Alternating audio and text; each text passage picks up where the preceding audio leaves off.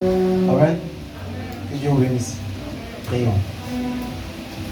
Dieu Tout-Puissant, auteur de la vie, nous te bénissons ce matin, nous te rendons toute la gloire. Nous te disons infiniment merci, Père. Alors que la Bible déclare qu'il y a le temps pour toutes choses, béni sois-tu encore, Père, pour tous ces louanges qui sont montées au devant de toi. Merci pour aider mon Dieu pour ce que tu nous as accordé. Alors que nous allons passer à la parole, je te prie au nom de Jésus-Christ, Père, que tu pointes puissamment, Père, demander ton serviteur par lequel tu vas passer ce matin pour nous distribuer la parole. Bénis-le richement, Père, pour notre entendement, afin que nous écoutions, Père, demander ce que tu veux nous dire en ce matin. Béni sois-tu au nom de Jésus-Christ, ta parole que nous te prierons. Amen. Asseyez-vous.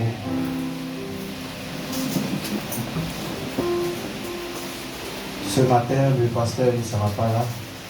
Hier, il voyageait et sur la route, sa voiture a fait un accident. Mais par la grâce de Dieu, ça va. Donc, comme ils ont fait des injections, ça fait qu'il commence à lui fatigue. Donc ce matin, il ne pourra pas être là. Et après la prière, soutenez-lui en prière. Amen. Ce matin, Dieu ne nous a pas abandonnés. Il nous a envoyé son précieux frère Nicondo. C'est un frère que je connais, que j'ai vu prêcher. Et c'est quelqu'un qui prêche la parole. Et ce matin, nous avons aussi des invités. Nous allons nous excuser pour le cadre. Nous sommes en plein travaux. Et j'ai dit à frère Nicondo, j'ai dit, mes frères, quand tu viens alors que nous sommes en train de faire les travaux, il dit, c'est la preuve que l'œuvre avance. Que Dieu vous bénisse. Sans plus tarder, nous allons nous lever pour faire appel à l'homme de Dieu.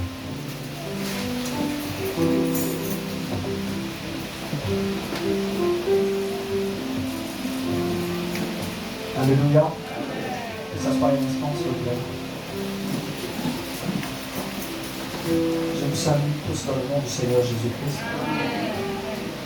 Alors, c'est une joie pour moi d'être au milieu de vous. Et je veux transmettre les salutations au pasteur et ancien. Même s'il n'a pas pu être là, nous prions que le Seigneur le fortifie. Alléluia. Le Seigneur gardera ses fils et ses filles. Aussi longtemps qu'il n'a pas encore fini avec vous, il vous gardera. Amen. L'ennemi n'est jamais content de nous voir en tant que fils de Dieu. Il cherche tous les moyens pour nous bousculer, surtout quand nous apportons une parole qui dérange le camp de l'ennemi. Il fait tout pour essayer de nous déranger aussi quelque part. La Bible dit que le malheur atteint souvent le juste, mais l'Éternel l'en délivre toujours. Amen. Que le Seigneur fortifie son serviteur. Je suis dans la joie de voir comment l'œuvre avance ici. Alléluia. Vous savez, nous, croyants de ce message, nous ne sommes pas trop impressionnés par les grandes cathédrales. Nous ne sommes pas trop impressionnés par de très grands bâtiments. Amen. Aussi longtemps qu'il y a un peuple de Dieu qui croit le message de l'œuvre. Alléluia, ça fait notre joie. Donc tout à l'heure, quand le diable me disait, nous sommes en construction, je dis gloire à Dieu. C'est la preuve même que l'œuvre avance. Amen. Béni soit le nom du Seigneur. Vous savez, quand le Seigneur regarde ici ce matin, ce qu'il voit, c'est le cœur des personnes qui sont attachées à lui. C'est ce que le Seigneur appelle l'église. Amen. L'église, ce n'est vraiment pas le bâtiment. Et je sais que vous le savez. Amen. L'église, c'est l'ensemble des fils et des filles de Dieu qui sont ici ce matin, ceux qui sont nés de nouveau. Si quelqu'un n'est pas né de nouveau ce matin, il n'est pas encore compté comme membre de l'église. Il est en chemin pour être membre de l'église. Amen. Que le nom du Seigneur soit glorifié. En tout cas, que le Seigneur bénisse le pasteur Tassia et toute sa maison pour l'œuvre qui a lieu ici, et tous les diables et tous ceux qui travaillent ici avec lui. Que le Dieu vous bénisse richement. Je suis là avec ma famille, que le Seigneur, nous sommes venus pour vous saluer. Donc que le Seigneur vous bénisse aussi. Mon épouse est là avec ma fille. Que Dieu vous bénisse. Sans plus tarder, on va se tenir debout et on va lire une portion de l'Écriture.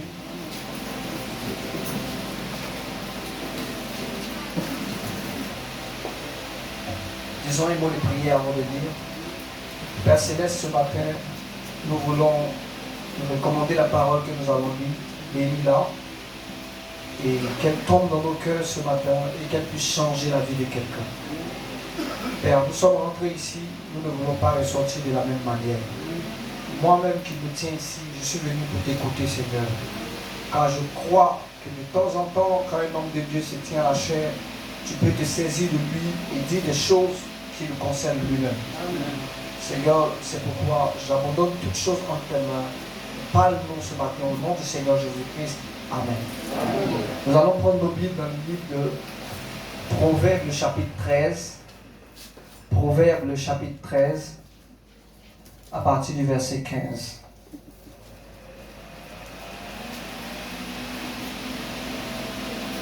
Proverbes, le chapitre 13, le verset 15. Si vous avez trouvé, je fais la lecture.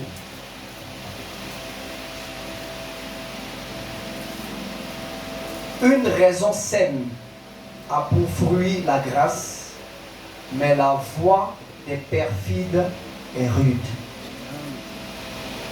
Une raison saine a pour fruit la grâce, mais la voie des perfides est rude. Nous allons aussi lire dans Proverbe 28, le verset 13.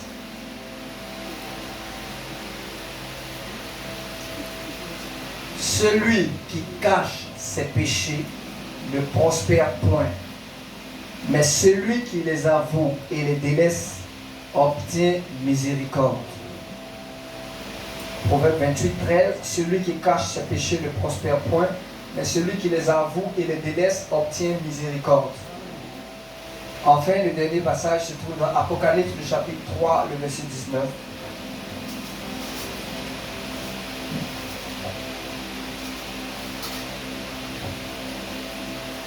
Apocalypse, le chapitre 3, le verset 19. Moi, je reprends et je châtie tous ceux que j'aime. Aie donc du zèle et repens-toi. Que le Seigneur ajoute ses bénédictions à la lecture de sa parole. On peut s'asseoir.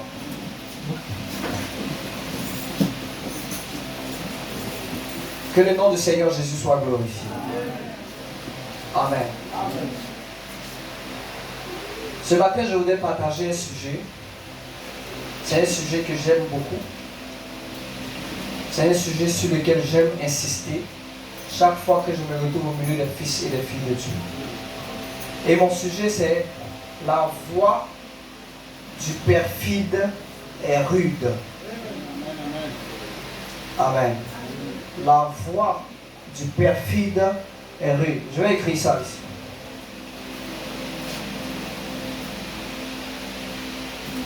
Alléluia. La voie du perfide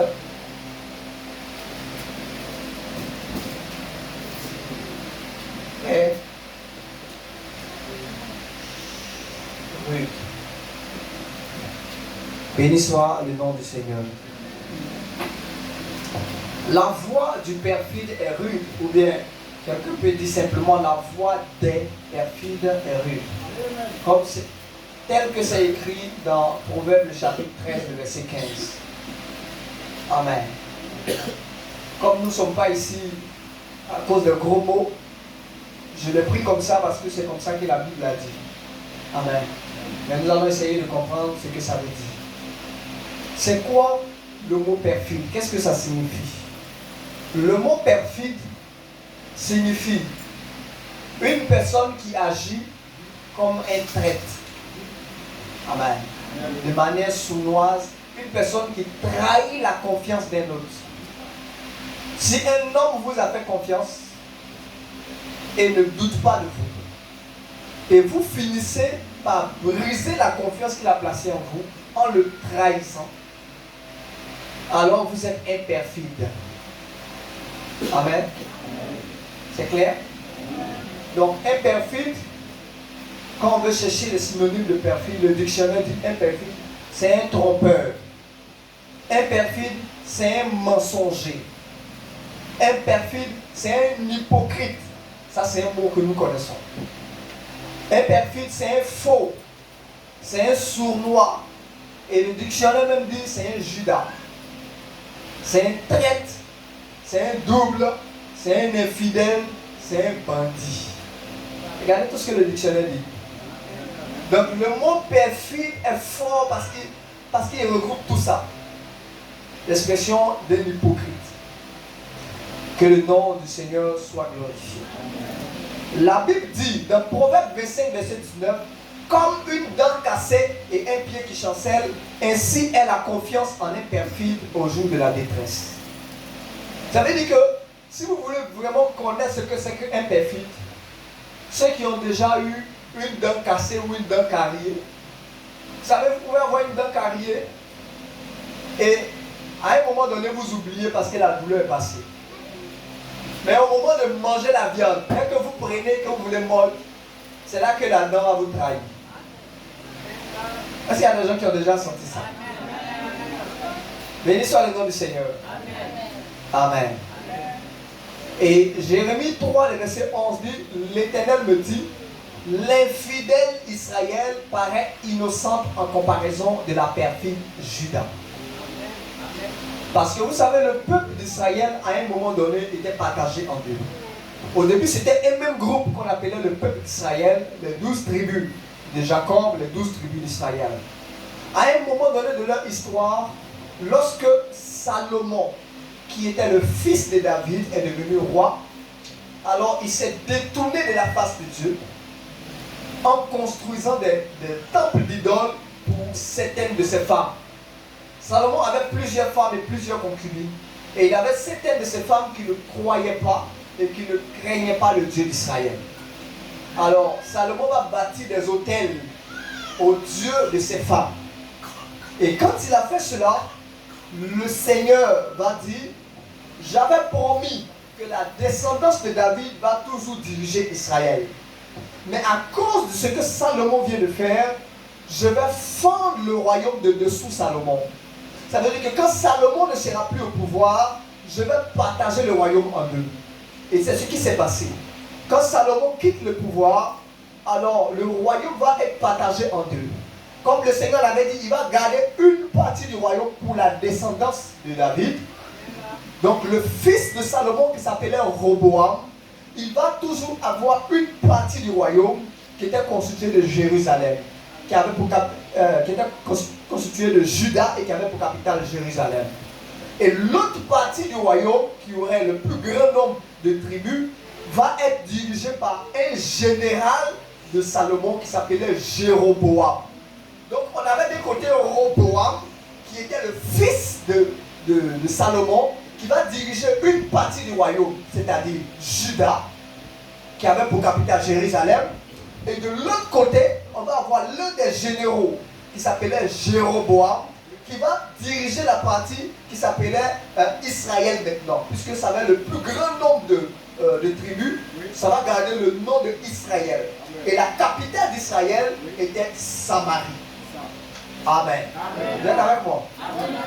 Donc, quand vous lisez la Bible, à un moment donné, au début, vous entendez parler du peuple d'Israël, mais à un moment donné, vous entendez maintenant Juda et Israël. Vous entendez Juda, qui était dirigé par Roboam, qui était le premier roi, et Israël, dont le premier roi était Jéroboam. Et les deux vont avancer côte à côte. On aura un groupe ici et un groupe de l'autre côté. Ils vont vouloir se battre. Ils vont vouloir essayer de conquérir. L'un va essayer de conquérir l'autre. Dieu va envoyer de ses prophètes pour leur dire, c'est pas la peine de vous battre. C'était dans le plan de Dieu. Parce que Dieu avait déjà dit que je vais fendre le royaume de dessous Salomon. Donc le royaume était partagé en deux parce qu'un jour, Salomon avait décidé de bâtir des autels au Dieu de ces femmes qui n'étaient pas le Dieu d'Israël. Béni soit le nom du Seigneur. Pourtant, il avait d'abord dit que la descendance de David allait régner sur le royaume. Voyez-vous? Donc les deux peuples vont commencer à cohabiter. Ils étaient côte à côte. Et vous allez observer comment ça va se passer. Le temple d'adoration se trouvait à Jérusalem. Amen. Lorsqu'ils étaient ensemble pour adorer Dieu, tout le monde devait se retrouver à Jérusalem. Amen. Mais quand ils ont été partagés en deux, chacun dit, moi je vais adorer de mon côté. Béni soit le nom du Seigneur. Amen. Or, le lieu d'adoration, c'est un lieu que Dieu lui-même établit. Amen. Vous ne pouvez pas adorer Dieu où vous décidez. Vous devez adorer Dieu dans le lieu que Dieu lui-même choisit pour que vous l'adoriez. Alléluia. Béni soit le nom du Seigneur. C'est pourquoi nous chantons. La colonne de feu se déplace. J'avance avec elle. J'avance avec elle. Amen. Parce que si la colonne de feu s'est déplacée, et que vous continuez d'adorer dans l'ancien lieu, vous êtes en train d'adorer tout sauf Dieu. Amen.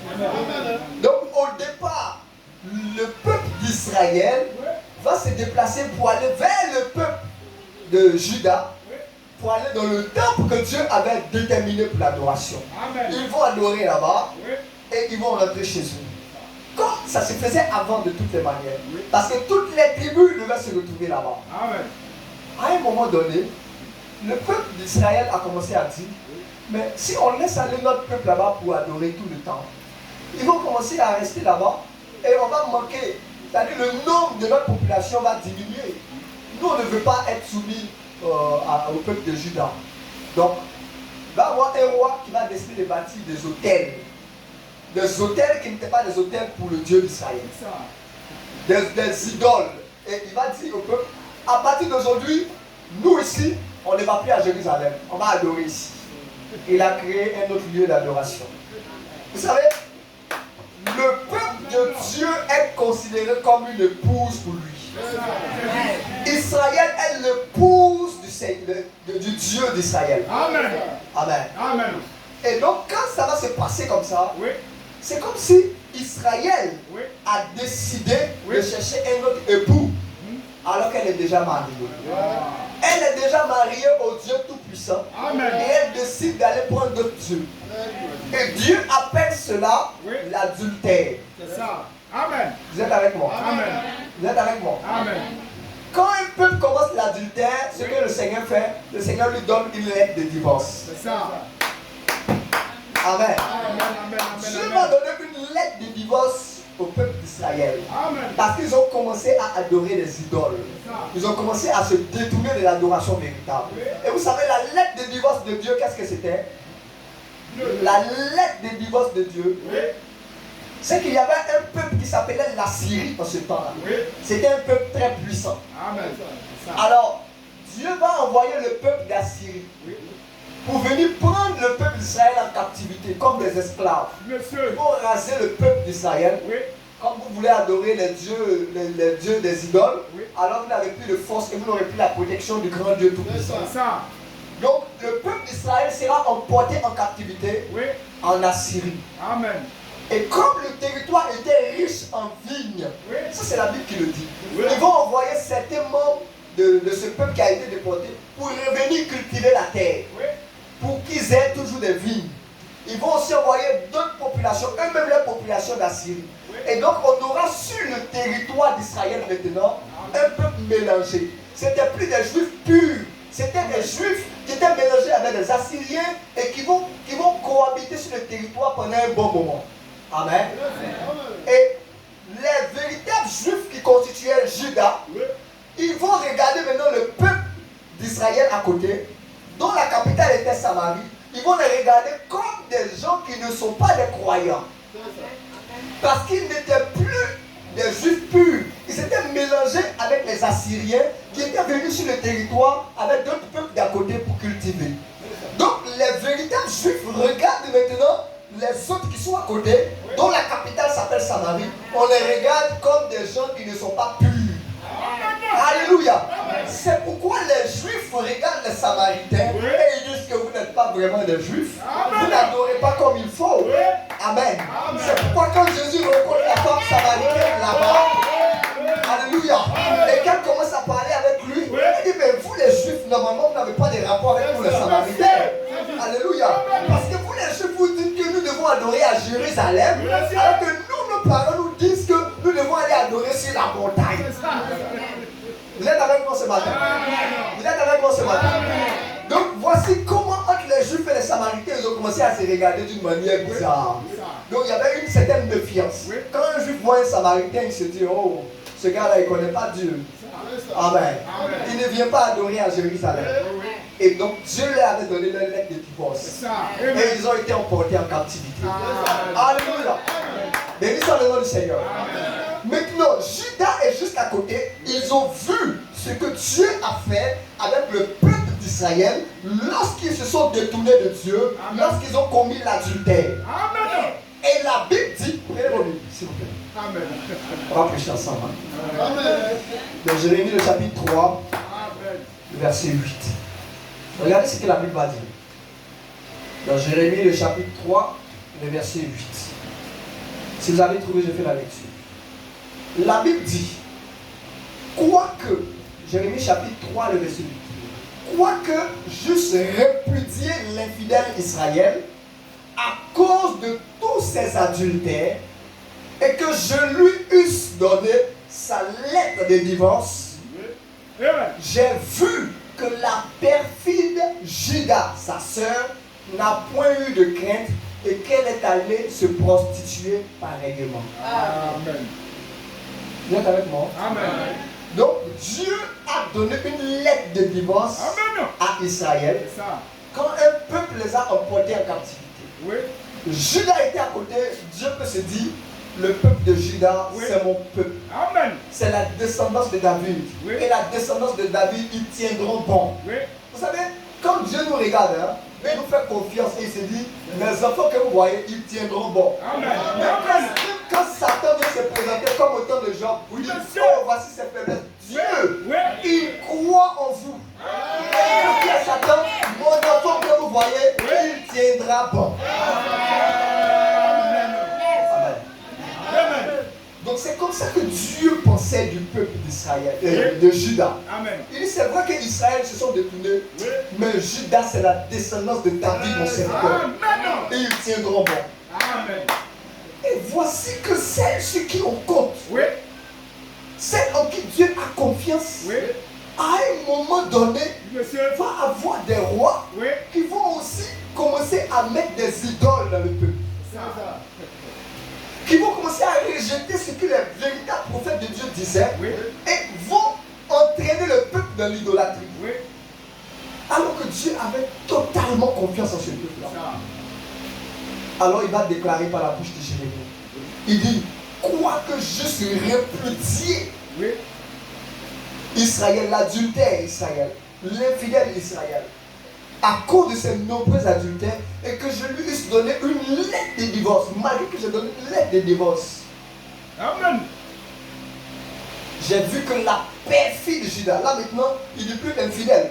Parce que quand tu fais confiance à quelqu'un, tu comptes sur lui. Et à un moment donné, il te déçoit. On utilise le mot perfide. Alléluia. Il dit, la perfide Judas, sa sœur, n'a point eu de crainte et elle est allée se prostituer pareillement. Amen. Alléluia. Amen. Alléluia. Amen. Dieu va aussi donner une lettre de divorce au peuple de Juda. C'est comme ça qu'un roi qui s'appelait Nebuchadnezzar, ou Nabucodonosor dans d'autres versions, va venir ce jour-là et il va emporter le peuple de Juda en captivité. Amen. Il va les emmener là-bas à Babylone. C'est comme ça qu'il y aura la génération d'Ézéchiel, il y aura la génération de Daniel. Ils vont se retrouver en captivité là-bas. Amen.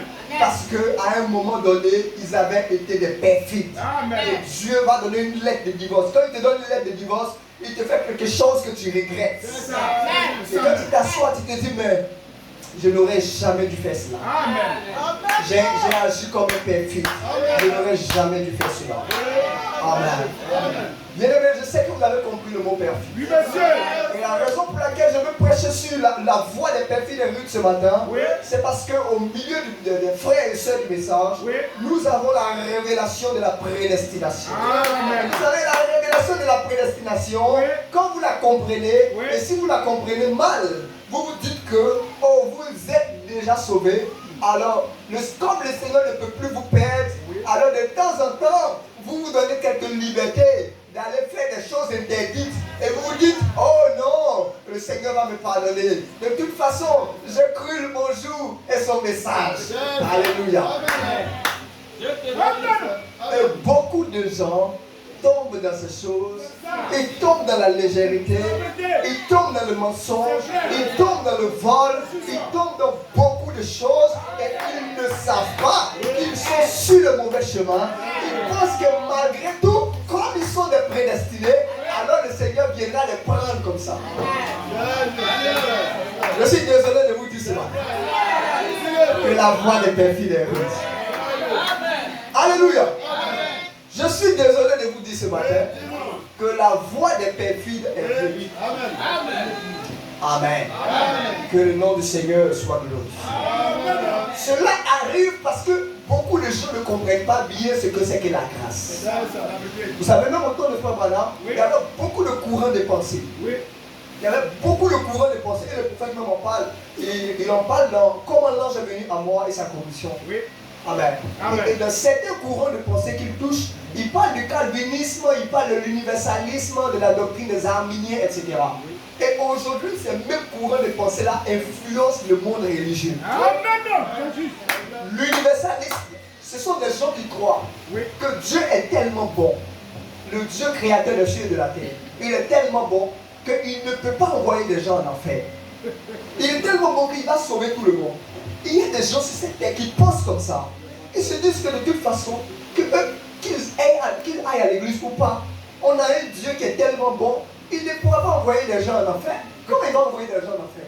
Et ceux qui croient comme ça, ce sont des universalistes. Ils disent que tout l'univers là, on sera sauvé. Parce que Dieu ne pourra pas perdre une seule personne. Mais ils sont dans l'erreur. Parce que nous savons que Dieu n'envoie personne en enfer, mais les gens eux-mêmes se frayent un chemin pour aller en enfer. Béni soit le nom du Seigneur. Béni soit le nom du Seigneur. Quand un enfant commence à fumer, il se cache pour fumer, et que la voix de Dieu, qui est d'abord sa conscience en lui, lui dit ce que tu fais n'est pas bon. Dieu est déjà en train de se mettre devant lui pour l'empêcher d'aller en enfer. Mais quand, malgré que sa conscience lui dit ne le fais pas et que c'est pas bon, il continue à le faire, alors le prophète de Dieu dit, il est en train de se débattre pour aller en enfer. Il est en train de dire aux gens, laissez-moi, je veux aller en enfer. Et si quelqu'un est déterminé à aller en enfer, il va se retrouver là-bas. Il a fini de fumer. Sa conscience lui dit, si tu arrives à la maison, ta maman va te rappeler, tu auras des problèmes. Et ça, c'est la voix de Dieu pour l'aider, pour l'empêcher d'aller en enfer.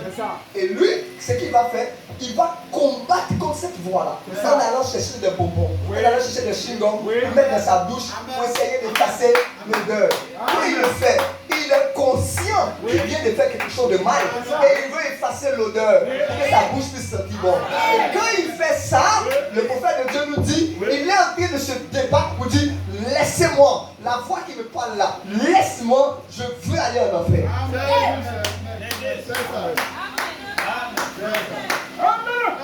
Béni soit le nom du Seigneur.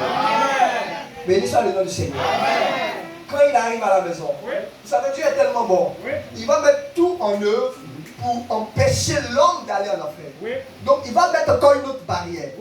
Il va permettre à la maman du jeune homme de passer et de sentir l'odeur. Elle va lui poser la question. Tu as fumé? Je sens l'odeur de la cigarette là. Tu as fumé? Ça, c'est la dernière chose que Dieu lui donne de se repentir. Parce que s'il dit la vérité, même si on le corrige, ça va faire sortir quelques démons. Et ça va les ramener sur la bonne voie. Et il est là en face d'une question qui peut soit l'enfoncer vers la route de l'enfer, ou bien le conduire sur le chemin de la vérité. C'est ça. Tu as fumé, je sens la cigarette. Non, non, non, non, non. Dès qu'il dit non, non, non, non, non, alors le démon du mensonge vient encore s'installer, plus le démon de ces vices-là vient encore s'installer. Demain, il fera pire. Et il est en train d'aller vers l'enfer.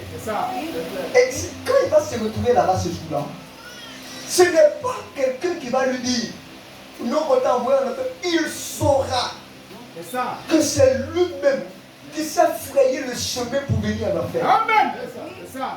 De toute façon, tous ceux qui vont se retrouver là-bas, ils n'auront aucune excuse. Amen. Parce que leur vie va transparaître devant eux-mêmes. Ils vont savoir que je mérite d'être ici. Amen, c'est ça, la vérité. Béni soit le nom du Seigneur. Amen. Béni soit le nom du Seigneur. C'est pourquoi si quelqu'un fait encore des choses qui vont l'emmener à être là-bas, c'est le moment d'arriver.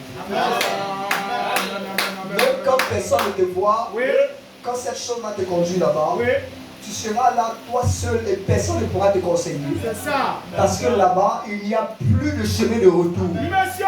Il y a des choses que vous pouvez encore faire pendant que vous êtes sur la terre. C'est ça. Mais au moment où le souffle de vie là vous a quitté, frères et sœurs, c'est fini. Amen. C'est pourquoi c'est beau de vivre comme un homme correct tous les jours de votre vie. Amen. Amen. C'est beau de vivre comme une femme correcte tous les jours de votre vie. Oui, monsieur. Parce que de toute manière, le jour où vous devez quitter ce monde-là, ce jour-là ne vous prévient pas. Alléluia.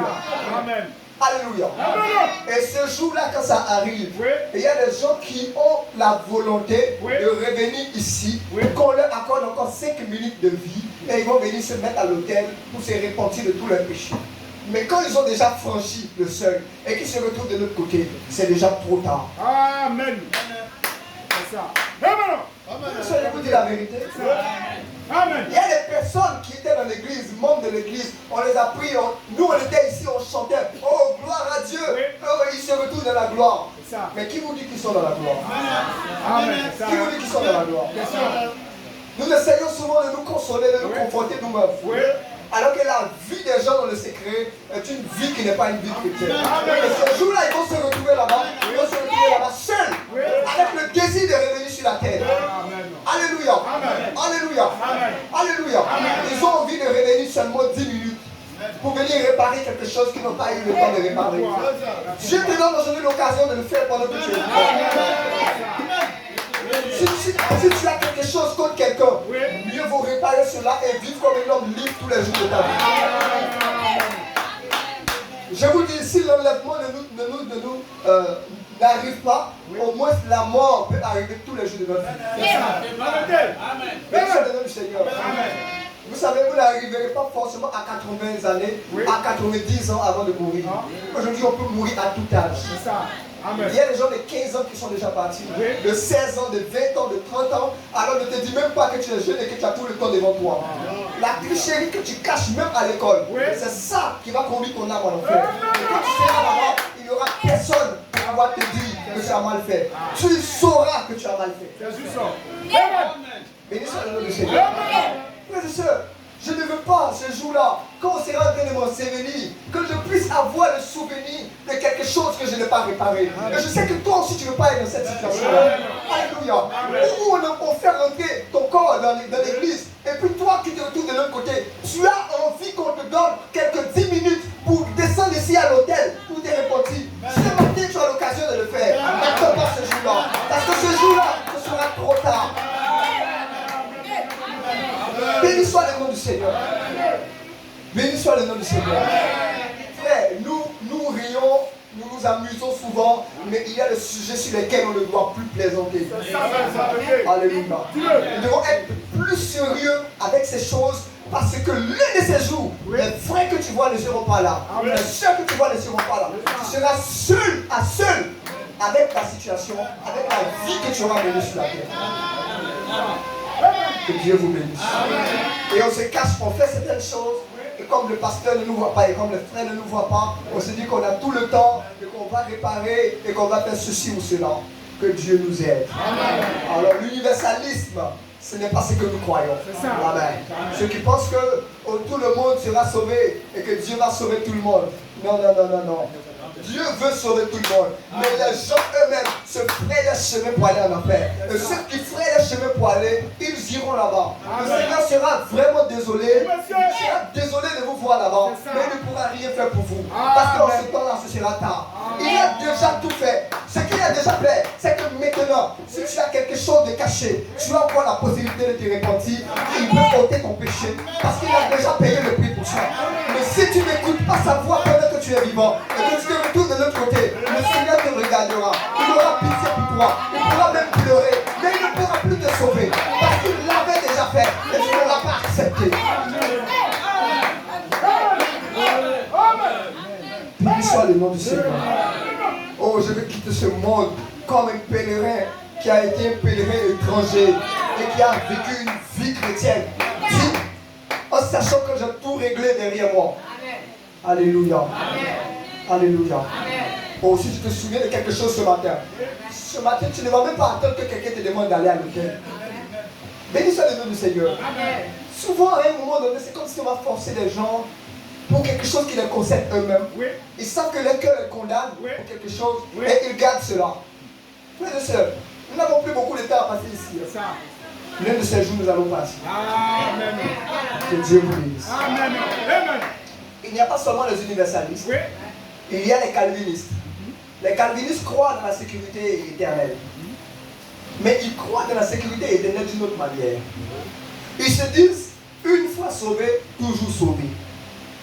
Une fois sauvé, toujours sauvé. Et certains vont plus loin pour prôner ce qu'on appelle la grâce libre. Pour dire que comme on est déjà sauvé et que c'est par la grâce, alors on peut vivre comme on veut. Ça ne dépend pas de nos forces. Dieu sait qu'on est faible. Dieu sait qu'on est des pécheurs. Et vous allez voir des gens qui s'appellent des gracistes. Et ils croient dans la grâce. Ils croient la parole de Dieu. Mais vous allez voir, ils croient dans la grâce libre. Ça veut dire qu'ils vivent de l'adultère. Ils vivent de l'ivrognerie, dans toutes ces choses. Et malgré ça, ils se disent qu'ils sont sauvés et que ce n'est pas par leur force, c'est par la grâce de Dieu. Amen. Alléluia. Amen. Si quelqu'un croit de cette manière ici, je veux te dire que tu ne crois pas de la bonne manière. Amen. Parce que le prophète de Dieu nous dit que si tu te dis que tu es sauvé et que tu vis encore dans le désordre, c'est la preuve qu'il n'y a même pas un peu de salut en toi. Parce que ta vie devrait démontrer que tu es sauvé. Si ta vie n'est pas capable de démontrer que tu es sauvé, c'est la preuve qu'il n'y a même pas de salut en toi. Amen. Les arminiens, quant à eux, ils croient dans la sécurité éternelle, mais ils croient que c'est conditionnel. Ça veut dire que si tu vis bien pendant une période, alors tu es sauvé. Le jour où tu vis mal, c'est que tu as perdu ton salut. Et ce courant de pensée-là, c'est un peu l'ancêtre d'un groupe évangélique et pentecôtiste aujourd'hui. Ou quand quelqu'un vit bien, pendant la période où il vit bien, on dit, oh le frère là, il est sauvé. Mais un jour, on apprend qu'il a mal agi quelque part, oh, il a perdu son salut. Donc, on se retrouve avec des gens qui croient qu'aujourd'hui ils sont sauvés, demain ils sont perdus, après ils sont sauvés, après ils sont perdus.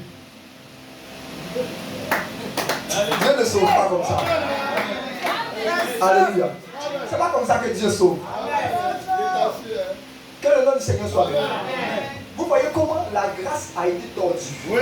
La grâce a été tordue par les hommes eux-mêmes, à cause des différents courants de pensée. Mais gloire soit rendue à Dieu. Parce que c'est temps de la fin, nous avons eu un prophète. Et il nous a prêché la grâce redressée. Amen. La grâce qui était tordue par les hommes, il a redressé la grâce. Et qu'est-ce que le prophète redresse? Vous aimez le prophète? Alléluia.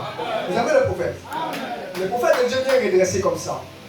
Dans Hébreux chapitre 5 et 6, première partie, prêché le 8 septembre 1957. Je lis le paragraphe 167. Je redis encore, Hébreux chapitre 5 et 6, première partie, prêché le 9e mois 1957. Je lis le paragraphe 167. Le prophète de Dieu dit, asseyez-vous bien frère, si vous êtes chrétien ce matin, parce que vous êtes membre de l'église, vous êtes perdu. Amen. Si vous êtes chrétien ce matin, parce que vous êtes membre de l'église de Gonzague, alors vous êtes perdu. Amen. Béni soit le nom de Jésus. Si vous êtes chrétien parce que vous êtes passé de la mort à la vie, alors vous êtes libre de tout jugement. Amen. Alléluia. Il dit, en Christ, vous devenez constamment parfait. Béni soit le nom du Seigneur. Et il précise, il dit, eh bien, est-ce qu'il m'arrivera de commettre des fautes? Frère Branham répond, certainement, mais vous ne les commettez pas volontairement. Béni soit le nom du Seigneur. Est-ce qu'il va m'arriver fautes. Vous savez, les fautes, c'est. Je n'ai pas fait exprès, j'ai marché sur le pied de mon frère. Oh, vraiment, je suis désolé. C'est quelque chose que je n'ai pas fait volontairement. Ce n'est pas un accident. Il peut vous arriver de blesser quelqu'un par accident. Donc, il dit, si vous êtes né de Dieu et que vous êtes chrétien parce que vous êtes passé de la mort à la vie, il vous arrivera de commettre des fautes. Mais ces fautes-là, vous n'allez pas faire cela volontairement. C'est des choses que vous allez faire sans le vouloir. Amen, amen. Viens avec moi. Paragraphe 295.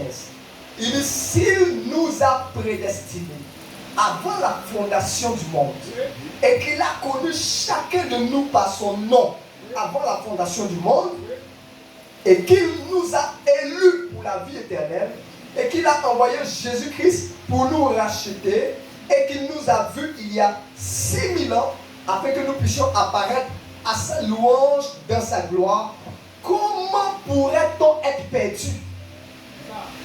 Si tu as connu avant la fondation du monde, comment est-ce que tu peux te perdre? Ce n'est pas possible. Maintenant, écoutez ce qu'il dit ici. J'aime cela. Eh bien, si vous êtes sauvés, vous êtes sauvés. Si vous êtes sauvés, vous êtes sauvés. Si Dieu vous sauve ce soir, moi je dirais ce matin, tout en sachant qu'il va vous perdre dans 10 ans, il irait à l'encontre de son propre dessein. Ça veut dire que le Dieu de la sagesse infinie, toute puissante, perpétuelle, éternelle, ne serait donc pas assez avisé pour savoir si vous tiendrez bon ou pas. Est-ce que quelqu'un a compris? J'explique ça de manière terre à terre.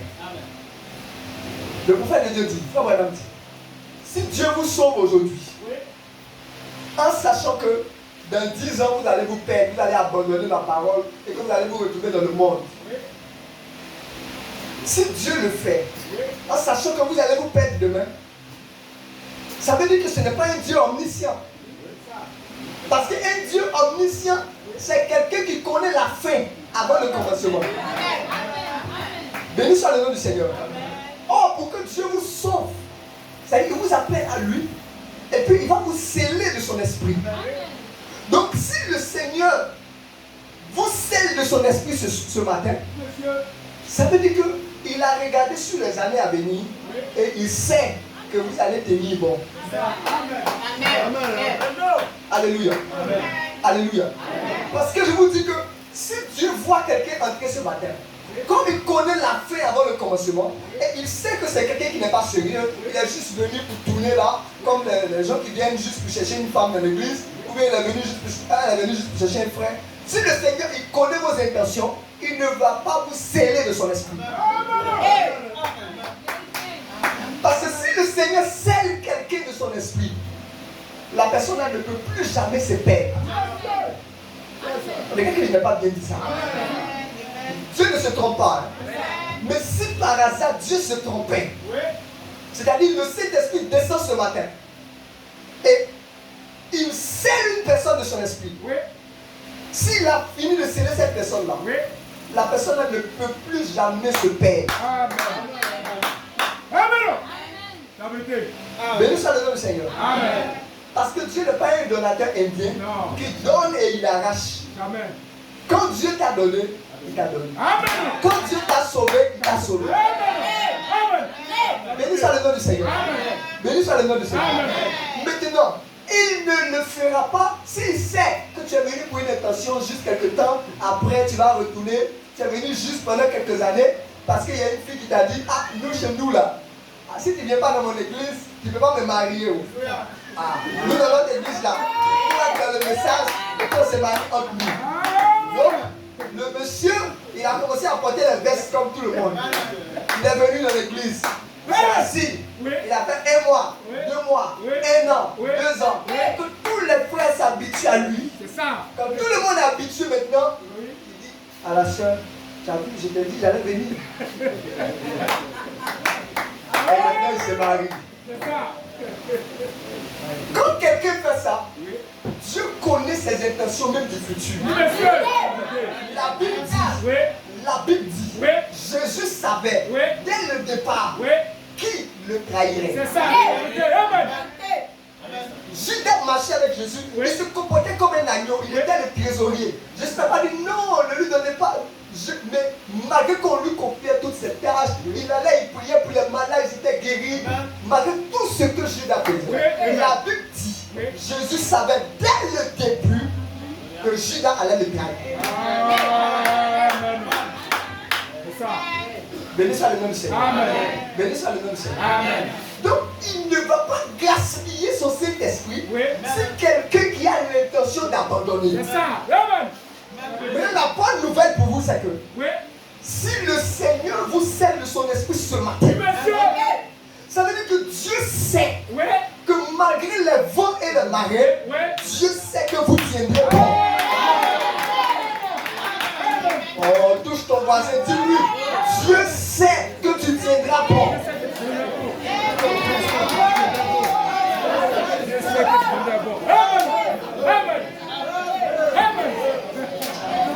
Parle bien à ton voisin, dis-lui, même si toi-même tu n'as pas confiance en toi, mais le Dieu des cieux, il sait que tu tiendras bon.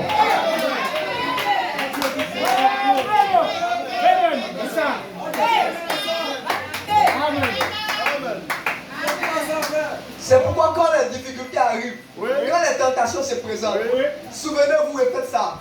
Dieu sait que je tiendrai bon.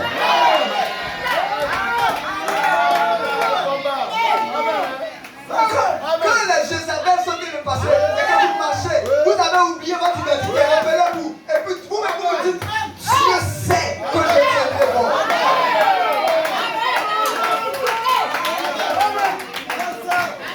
Alléluia. Quand au milieu de tous les étudiants ou de tous les élèves, c'est la tricherie, tout le monde est dans le faux. Vous, quand vous vous arrêtez, rappelez-vous ceci. Dieu sait que je tiendrai bon. Quand le monde entier sera corrompu et qu'il n'y a personne sur qui compter, rappelez-vous de ceci. Dieu sait que je tiendrai bon.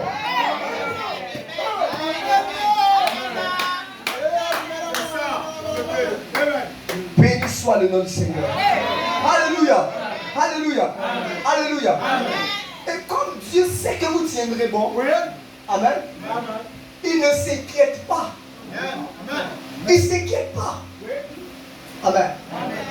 Que vous arriviez dans un village où il n'y a pas d'assemblée, il n'y a pas de pasteur là-bas, il n'y a pas de message là-bas.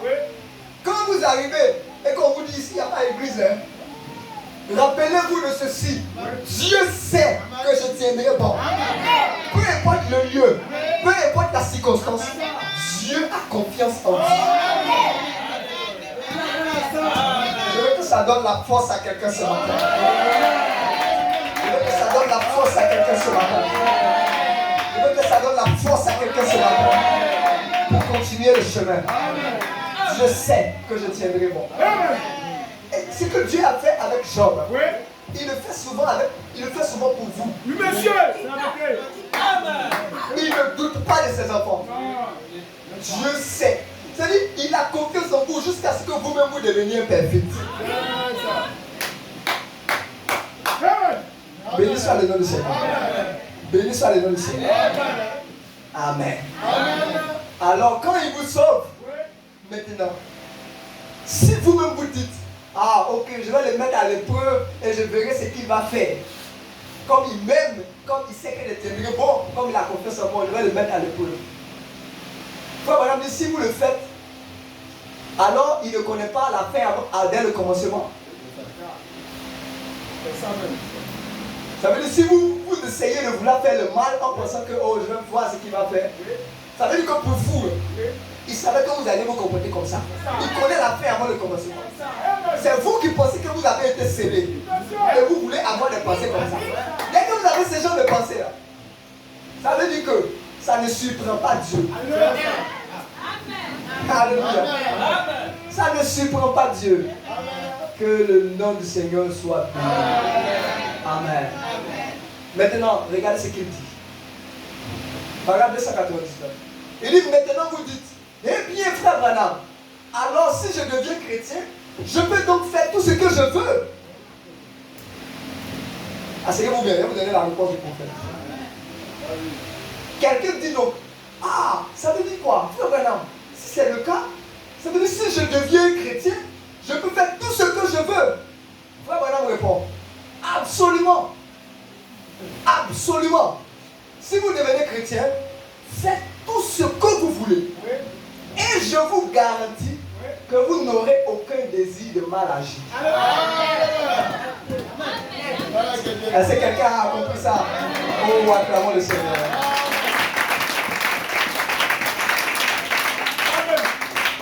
Ça veut dire que si vous êtes chrétien, vous pouvez faire tout ce que vous voulez. On n'a même plus à vous contrôler. Mais je vous garantis que vous n'aurez aucun désir de mal agir. Dans tout ce que vous pouvez faire sans qu'on vous contrôle, malgré ça, vous n'aurez aucun désir de mal agir. Mais quand vous avez un désir de mal agir, c'est la preuve que vous n'êtes pas encore chrétien. Et que vous devez vous mettre à l'hôtel jusqu'à ce que vous deveniez chrétien. Amen. Parce que quand vous allez devenir chrétien, le diable ne va plus vous poursuivre. Oh sœur, ton habit est un peu transparent. Oh sœur, c'est un peu court. Ah sœur, les gens ne vont plus faire ce travail-là. Parce qu'avant de sortir de la maison, tu as un consolateur à l'intérieur ici. Tu ne vas même pas te laisser traverser la porte sans te mettre en ordre. Bénis ça le nom du Seigneur. Si vous êtes chrétien, faites tout ce que vous voulez. Et je vous garantis que vous n'aurez aucun désir de mal agir. J'aime cette citation. Alléluia. Béni soit le nom du Seigneur. Gloire à Dieu. Amen, amen. Vous êtes avec moi ce matin? Amen. Que le nom du Seigneur soit glorifié. Maintenant, vous allez dire. Maintenant, vous dites. Eh bien, nous est-il possible de rétrograder? Frère Branham répond aussi à ça. Il dit absolument. Absolument. Et si vous rétrogradez, vous serez corrigés. Soyez-en sûrs. Abraham l'a été. Et les autres aussi. Vous le serez. Amen. Ne pensez pas que cela vous donne le droit de pécher. Non. Oh, quand je suis sauvé et que Dieu sait que je tiendrai bon, il m'a déjà prédestiné. Alors, de temps en temps, je peux aller faire le mal. Frère Branham dit, si vous le faites, vous aurez la correction. Ne pensez pas que vous pouvez sortir et pécher et vous en tirer. Amen. Il dit, vous payerez pour tout ce que vous faites. Vous en récolterez ce que vous semez. Si vous commettez un petit péché, maintenant observez, il dit, si vous commettez un petit péché, vous récolterez toute une bassine pleine. C'est ça qu'on appelle la voie des perfides et rudes. Ça veut dire le chemin qu'un perfide utilise là. C'est un chemin difficile. C'est un chemin tellement difficile que quand il va commettre un petit péché, il va récolter une bassine toute pleine. Lui-même va se demander, oh, encore des petites choses j'ai fait là. Demain, quand tu vas voir ces péchés-là, tu vas passer à des kilomètres. Alléluia. Alléluia. Béni soit le nom du Seigneur. Amen. Il dit c'est vrai. Il dit c'est vrai. Mais mon frère, cela ne veut pas dire que vous soyez perdu. C'est tout à fait exact. Abraham a récolté exactement ce qu'il avait semé, c'est vrai. Mais il était toujours sauvé. Amen. Il dit cette alliance que Dieu a conclue avec Israël, ils ont perdu leur héritage, ils ont perdu la terre promise, ils sont descendus en Égypte, mais ils n'avaient pas perdu leur alliance. Amen. Amen. Amen. Que le nom du Seigneur soit glorifié. Amen. Que le nom du Seigneur soit glorifié. Amen. Il va plus loin, il dit, paragraphe 420 de Hébreux chapitre 6, deuxième partie. Il en est de même pour nous. Ainsi, si vous êtes morts, votre vie étant cachée en Dieu par Christ, il n'y a rien au monde qui puisse vous atteindre. Maintenant, vous pourrez vous conduire mal. Mais si vous êtes réellement un véritable enfant de Dieu et que vous constatez que vous avez mal agi, vous vous relèverez et essayerez à nouveau. C'est vrai. Mais vous ne restez pas étendu là. Il dit par contre, si vous êtes un lâche, si vous êtes un gratteron, s'il n'y a pas de lève-toi en vous, vous direz, eh bien, cela ne fait rien de toute manière.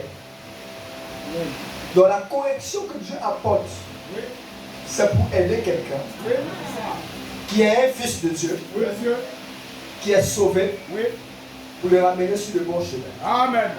Amen. Amen. Que le nom du Seigneur soit glorifié. Amen. Amen. Amen. Béni soit le nom du Seigneur. Amen.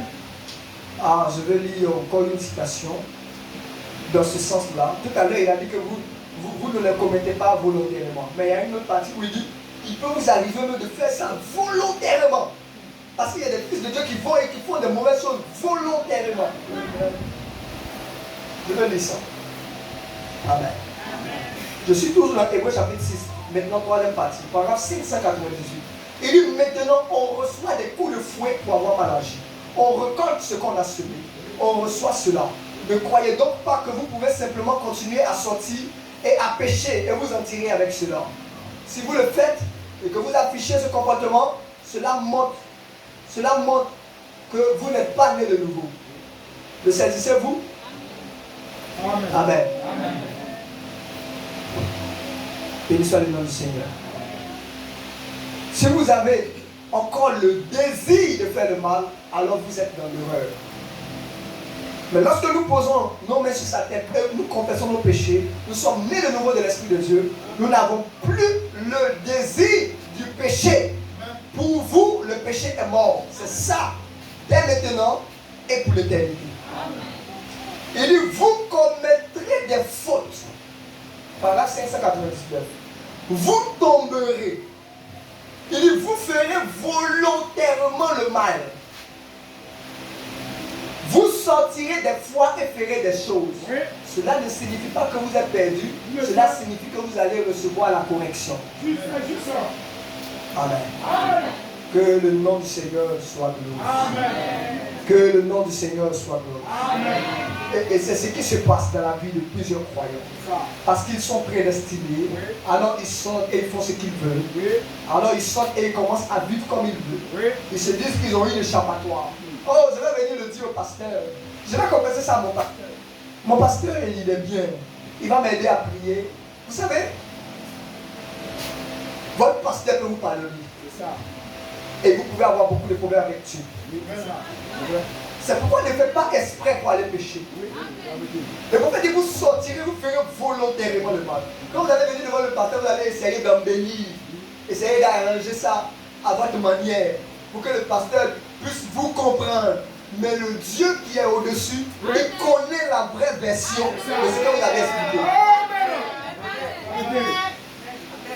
Que le nom du Seigneur soit glorifié. Amen. Et ce qui se passe, c'est que Dieu corrige ses fils et ses filles. Il vous corrigera de manière très rude. Ça sera difficile, ça va faire mal. Pour que vous sachiez que vous êtes un fils. Amen. Et c'est conforme aux Écritures. Quand vous êtes un fils, il vous corrige. Il châtie ceux qu'il aime. Il vous châtie dès maintenant pour que quand vous allez vous retrouver de l'autre côté là-bas, que vous soyez déjà prêts. Amen. Amen. Amen. Béni soit le nom du Seigneur. Amen. Donc pour avoir commis le mal, il y a beaucoup de personnes à qui Dieu s'est opposé. C'est ça. Il fait que tu ne prospères pas dans tes activités. Tu fais des projets, tu les mets en marche. Dès que c'est sur le point de réussir, alors tout s'arrête.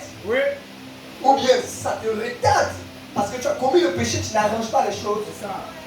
Amen. Ça te retarde dans ton travail, dans ton mariage, dans toutes les choses qui représentent les privilèges que Dieu accorde à ses enfants. Amen. Alléluia. Amen. Il peut te retirer quelque chose qui te coûte cher. Parce que tu as mal agi. Et si tu persistes dans le mal, le prophète de Dieu dit, il va te retirer de la terre de manière précoce. On va lire la citation. Ne vous en faites pas. Amen. Amen. Si tu es né de nouveau, que tu es un fils de Dieu, tu continues à commettre le péché, tu le fais volontairement. Et en comptant sur le fait que tu vas demander pardon, le Seigneur va te pardonner. Si tu continues et que tu jettes l'opprobre sur le nom de Dieu, Le prophète de Dieu dit, il va te retirer de la terre de manière précoce.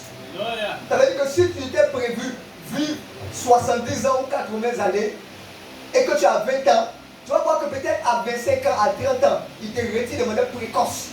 Parce que tu es en train de jeter l'opprobre sur le nom du Seigneur. Est-ce que quelqu'un est avec moi ce matin? Je veux qu'on sorte d'ici, quand tu vois le péché, tu passes à des kilomètres. Même quand tu es né de nouveau, même quand tu te dis, oh, si je le fais, le Seigneur va me pardonner. Quand tu vas penser aux conséquences, tu vas te souvenir, la voie des perfides est rude. Alléluia. Béni soit le nom du Seigneur. Béni soit le nom du Seigneur. Amen.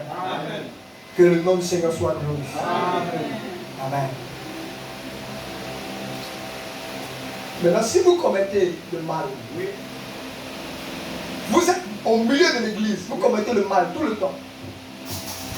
On prêche la parole, ça ne vous dit rien. Vous continuez de faire le mal. Et dans vos activités, vous êtes toujours bénis. Vous avez l'impression que tout baigne bien dans votre vie. Ça veut dire que Dieu ne vous connaît pas. Ça veut dire que Dieu ne vous connaît pas. Ne commencez pas à vous réjouir. Mais depuis le pasteur prêche d'éviter la fornication. Moi, je vis dans la fornication. Mais ma vie, c'est la bénédiction. Je sens que tout baigne, tout va bien. C'est que Dieu ne vous connaît pas. Vous devez commencer à pleurer. Vous devez commencer à faire un deuil, venir à l'hôtel. Oh Dieu, aie pitié de moi. Parce que votre conscience est passée par le feu rouge. Il ne vous connaît pas. Amen. Alléluia. Prenez vos Bibles, on va voir ça. Certains gens me regardent comme ça, ils prennent. Prenez vos Bibles dans le livre de Marc, le chapitre 4. On va dire ça. Alors, il y a des gens que Dieu ne connaît pas. Ils ne font pas partie de son plan. Donc ils se retrouvent au milieu de vous, ils vivent mal, ils font ceci, ils font cela, et tout baigne dans la vie. Vous, un fils de Dieu, une fille de Dieu, vous allez les regarder, vous allez dire, mais le frère là, la soeur là, elle fait ceci, elle ne respecte pas les choses de l'écriture, mais tout marche bien dans sa vie, et vous allez vouloir faire comme elle. Sœur, ne faites pas comme elle. Peut-être que vous la voyez comme ça, mais Dieu ne la connaît même pas. Marc le chapitre 4. À partir du verset 9. Vous êtes là? Puis il dit que celui qui a des oreilles pour entendre, entende. Lorsqu'il fut en particulier, ceux qui l'entouraient avec les 12 l'interrogeaient sur les paraboles. Il leur dit, c'est à vous qu'a été donné le mystère du royaume de Dieu. Mais pour ceux qui sont au dehors, tout se passe en parabole. Afin qu'en voyant, ils voient et n'aperçoivent point.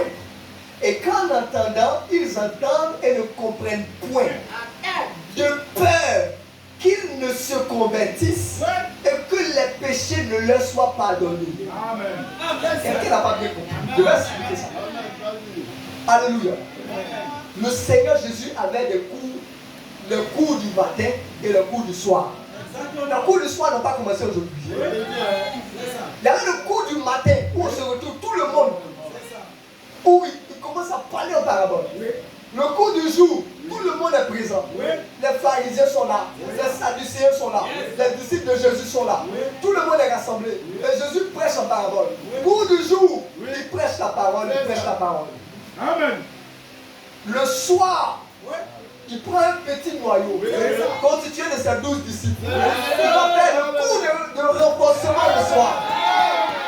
Alléluia. Le cours de renforcement n'a pas commencé ici. Il prend les 12, il les envoie dans le lieu secret. Et il commence à leur expliquer. En fait, la parabole du semeur, là, ça signifie que le semeur, celui qui sort pour semer, c'est le Père Céleste. Le champ, là, c'est le monde. Alléluia. La bonne semence, ce sont les fils du royaume. La mauvaise semence, là, ce sont les fils du malin. Il commence à leur donner des explications. Les disciples de Jésus ne comprennent pas. Ils se posent la question, mais Seigneur, quand on se retrouve le matin là-bas, pendant le cours du jour, tu parles en parabole, personne ne comprend. Mais quand on se retrouve entre nous ici, c'est là que tu commences à nous expliquer. Et tu nous expliques les choses dans le détail, dans la profondeur. Jésus dit, il dit en fait, pour ceux qui sont au dehors là-bas, tout se fait en parabole. Parce que c'est à vous qu'a été donné de connaître le mystère du royaume. Les autres qui sont au dehors, il dit, de peur qu'ils ne comprennent. Si j'explique là-bas, il faut comprendre. Et s'ils comprennent, ils vont demander pardon pour leur péché. S'ils demandent pardon pour leur péché, je serai obligé de les pardonner. Alors que je ne veux pas leur pardonner.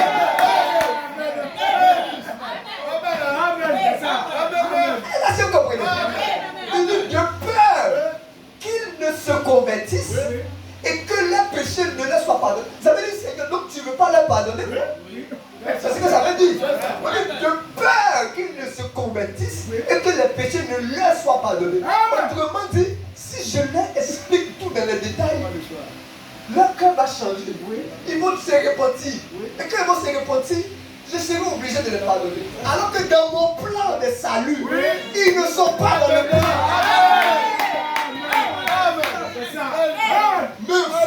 Mais vous, je vous explique ici, parce que votre nom est écrit dans le livre avant la fondation du monde. C'est pourquoi quand vous avez le privilège de recevoir le cours du soir, le cours de renforcement, alors on ne connaît pas tous ceux qui sont dans le livre, mais si vous avez le cours de renforcement, ça veut dire que certainement votre nom doit être dans le livre. Ça nous rappelle quelque chose. Le coup du jour, on a vu un homme se lever là et il a commencé à écrire. Il écrit à l'ange de l'église de Fès, il écrit à l'ange de l'église de Smyrne, il écrit à l'ange de l'église de Thyatire. Oh, mais tout était en parabole parce que c'était le coup du jour. Les pentecôtistes étaient là, les méthodistes étaient là, les catholiques étaient là, tout le monde était là. C'était le coup du jour. On a vu un homme sortir et il a prêché en parabole. Écrit à l'ange de l'église de Fès, écrit à l'ange de l'église de Smyrne. Mais pendant le cours du soir, au temps du soir,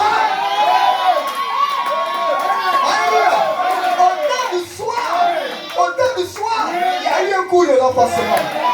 Et le cours du renforcement, c'est Dieu qui vient, il prend un petit groupe, comme vous et moi, et il commence à nous expliquer que en fait,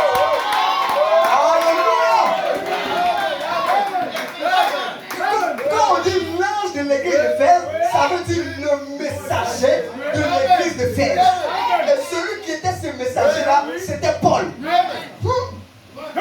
Tous ceux qui sont dehors là-bas, quand ils lisent ça, ils ne comprennent pas.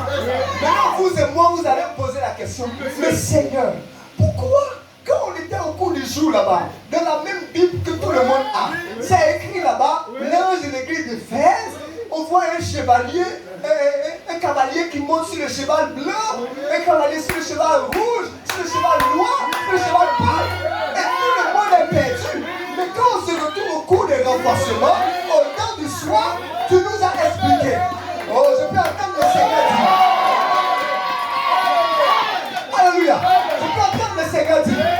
Il dit, pour ceux qui sont au dehors, tout se fait en parabole parce que c'est à vous qu'a été donné de connaître le mystère du royaume de Dieu. Pour eux, il dit, je fais ça de peur qu'ils ne se convertissent et que les péchés ne leur soient pardonnés. Donc, c'est vous, c'est vous, c'est vous, c'est vous qui nous sauvez, c'est vous qui nous sauvez. Alléluia. C'est pourquoi je ne connais pas ceux qui sont dans la liste là-bas, dans le livre de vie. Mais quand je vois un homme à qui la révélation des choses cachées dans les Écritures, le mystère du royaume, lui est révélé, je me dis que certainement, pour que le coup de renforcement arrive à moi, ça veut dire que Dieu m'a aimé et qu'il a certainement écrit mon nom avant la fondation du monde. Oh, ça veut donc pousser quelqu'un à se réjouir. Ça veut donc pousser quelqu'un à pousser les cris de joie. Alléluia. Quelqu'un devait se réjouir ce matin de savoir que son nom est écrit dans le livre de vie. Alléluia. Parce que c'est à vous qu'a été donné de connaître le mystère du royaume. Et non aux autres. Amen. C'est comme si on doit faire le devoir. C'est ça. Amen. Vous savez, généralement, les professeurs, Oui. ce qu'ils font, c'est qu'ils organisent les cours de renforcement. Oui. Le matin, quand ils sont en classe devant tout le monde, ils ne mettent pas tous les exercices. Oui, c'est ça. Ils expliquent le cours de façon générale. Oui. Et puis, dans la classe, là, il y a certains des membres de sa classe qui vont au cours de renforcement. Oui, c'est ça. Quand ils arrivent au cours de renforcement là-bas, Oui, oui. c'est là-bas maintenant qu'il va prendre tout. Il va commencer à leur expliquer dans les détails Oui. tout ce qu'il n'a pas expliqué le matin. C'est ça. Autrement dit, souvent même comme c'est lui qui compose l'examen, Oui. quand tu fais le cours de renforcement avec lui, il y a certains exercices, Oui. il ne te dit pas que ça va sortir à l'examen. Mais il commence à vous expliquer ça au cours de renfort. Vous l'expliquez au cours de renfort. Quand vous arrivez à l'examen, vous dites, oh, mais on a fait ça au cours de renfort. Alléluia. Et généralement, ceux qui font le cours de renfort, si c'est les professeurs qui composent l'examen, généralement, eux tous, ils ont l'examen. Amen. Alléluia. Alléluia. Vous aussi, celui qui vous prépare pour l'examen, C'est ça. c'est lui qui a caché le mystère ici. Amen. Amen. Amen. Il vous prépare pour l'examen. Maintenant, à vous, il vient vous donner les secrets. Oui, monsieur. Il vient vous donner les secrets. Oui. C'est comme vous êtes l'enfant Oui. de l'enseignant. Amen. L'enseignant ne peut pas venir vous dire non, ça va sortir à l'examen. Non. Mais il vous explique le contenu. Il vous explique ce qu'il faut. Quand ça va sortir à l'examen, vous allez dire ah, je comprends pourquoi papa faisait ça. Je comprends pourquoi papa faisait ça. Gloire soit rendue à Dieu. Gloire soit rendue à Dieu. Donc vous aussi, il vous explique le mystère. Comme ça, vous savez comment vous préparer. C'est ça. C'est la vérité. Amen. Amen. Ici, il va vous corriger. Oui. Parce que quand vous allez vous retrouver de l'autre côté, Oui. vous serez en face d'autres personnes qui auront commis les mêmes choses que vous. Oui.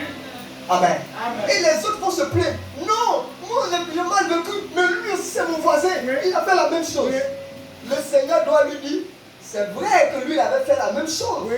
Mais lui, quand il était encore sur la terre, il a déjà payé pour ça. C'est ça. Je l'ai corrigé pour ça. Amen. Alléluia. Alléluia. C'est pas l'enfant d'un enseignant qui est dans la classe de son papa. Oui. Son papa le bastonne bien. C'est ça. Je connais bien cette histoire-là. Parce que j'étais élève dans la classe de mon père, à l'école primaire. Donc il te bastonne bien. Oui. Comme ça, quand vous arrivez de l'autre côté, Oui. tu as déjà vu tout ce qu'il faut C'est ça. comme bastonnade. Oui. Alléluia. Tu es déjà aguerri. Oui. Amen. Quand les autres seront en train de se plaindre au jugement, oh non, c'est pas mon Seigneur, il a fait ça. Même lui-même qui est avec toi là-bas, il a fait la même chose. Le Seigneur va dire que lui, il a déjà été corrigé pour ça.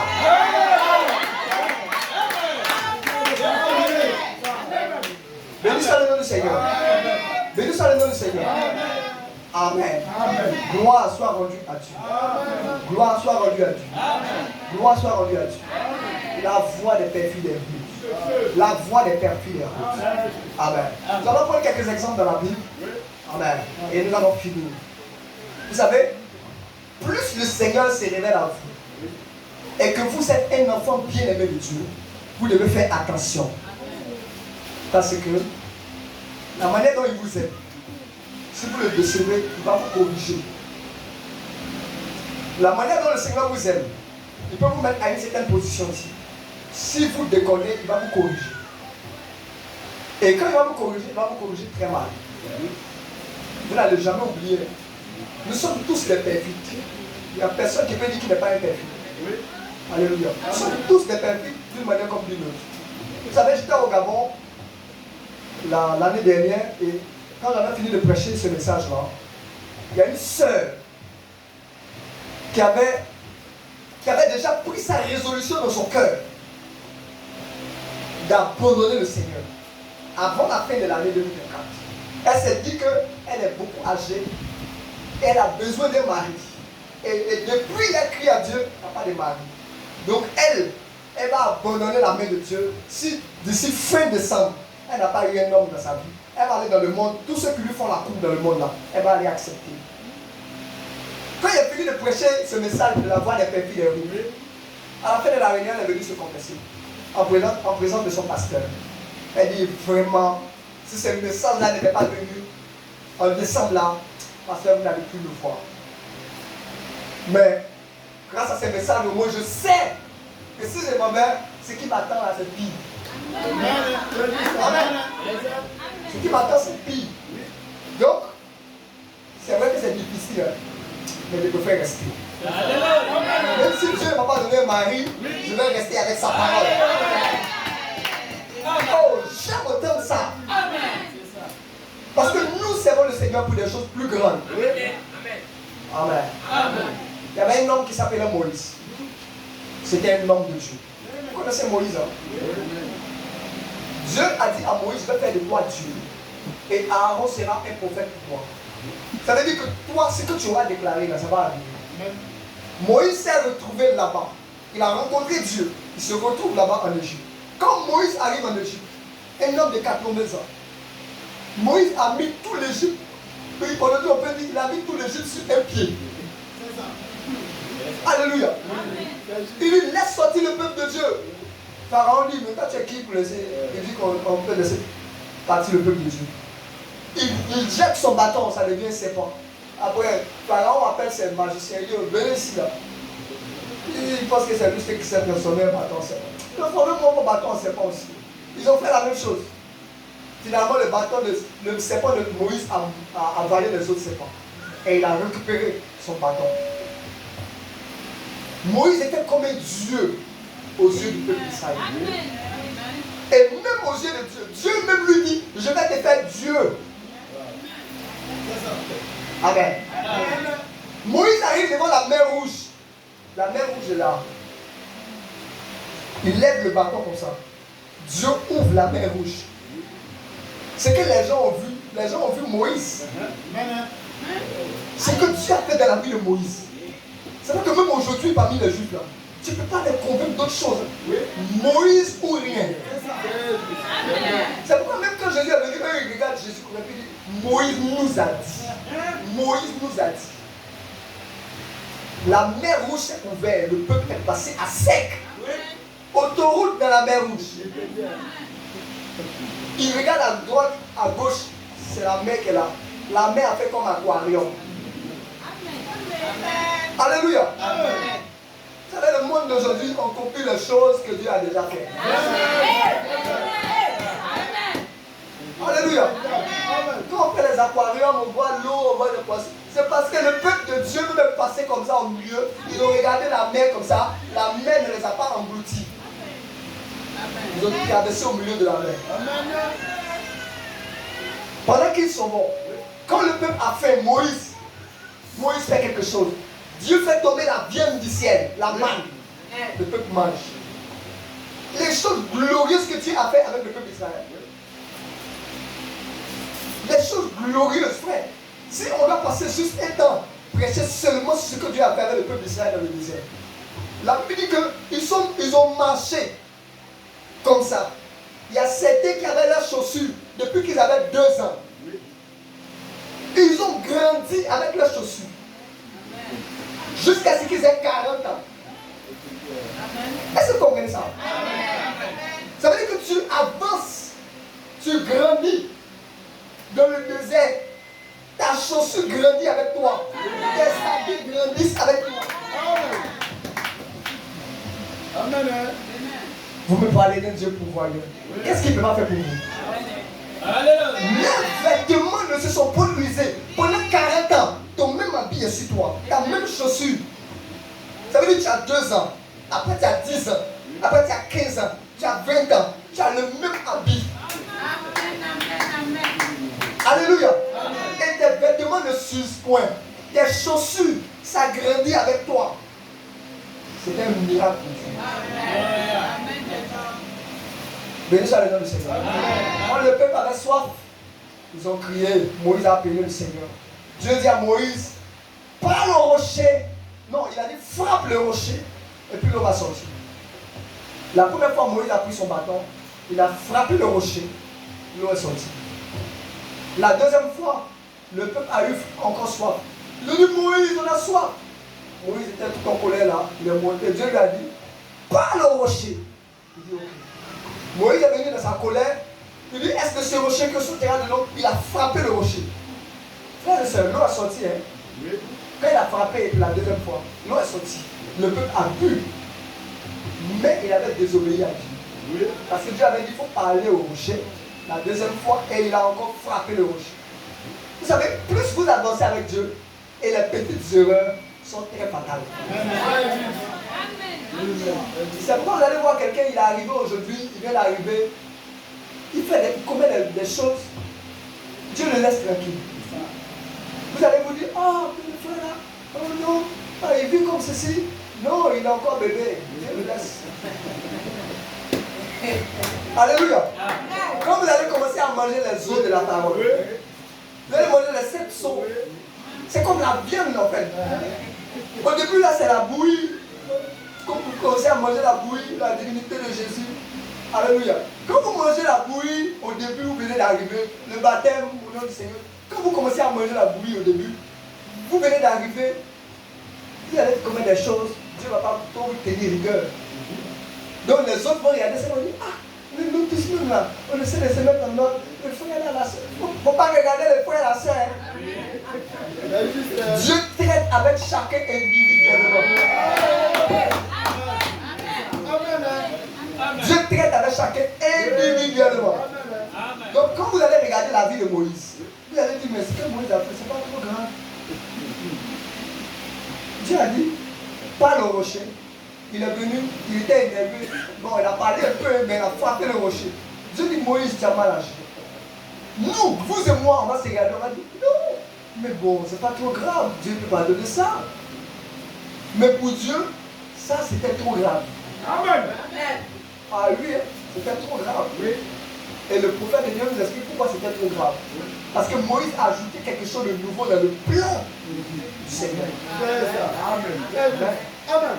Parce que quand Dieu fait les choses, c'est pour un but. Dans le plan de Dieu, le rocher c'est Christ. Et la première fois, on doit frapper Christ. Ça veut dire que Christ doit mourir à la croix. Pour faire sortir les eaux. Amen. Et quand il a été frappé la première fois, ça veut dire qu'il a été crucifié une seule fois pour le péché des hommes. À partir de la deuxième fois, si tu as besoin du pardon pour tes péchés, Christ n'a plus besoin d'être frappé. On doit maintenant lui parler. Seigneur, voici ma vie. Seigneur, voici ma vie. J'ai mal agi. Je me mets ici à te prier. Pardonne-moi. Il n'a pas besoin de mourir une deuxième fois. Donc quand Moïse a frappé une deuxième fois, il était en train de dire que Christ va mourir une deuxième fois. Dieu dit non, non, non. Non, non, non, non, non. Ça, c'est pas ma parole. Tu as ajouté quelque chose de nouveau. Pour ça, Moïse, tu t'arrêtes ici. Amen. Et regardez comment Dieu fait. Il prend Moïse. C'est la manière de Dieu de faire. Il prend Moïse, alors qu'il avait dit au peuple que je vais vous envoyer dans la terre promise. Et là-bas, c'est un lieu où coule le lait et le miel. Dieu prend Moïse, il l'emmène sur la montagne. Il fait observer Moïse. Il dit, regarde là-bas. Tu vois les pays promis? Il dit oui. Il dit, tu vois comment coule le lait et le miel? Il dit oui. Il voit les arbres, les animaux.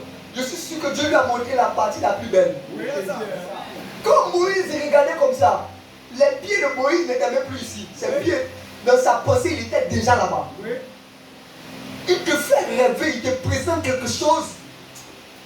Quand tout ton esprit est dessus, Dieu lui dit, Moïse, je t'avais dit de parler au rocher.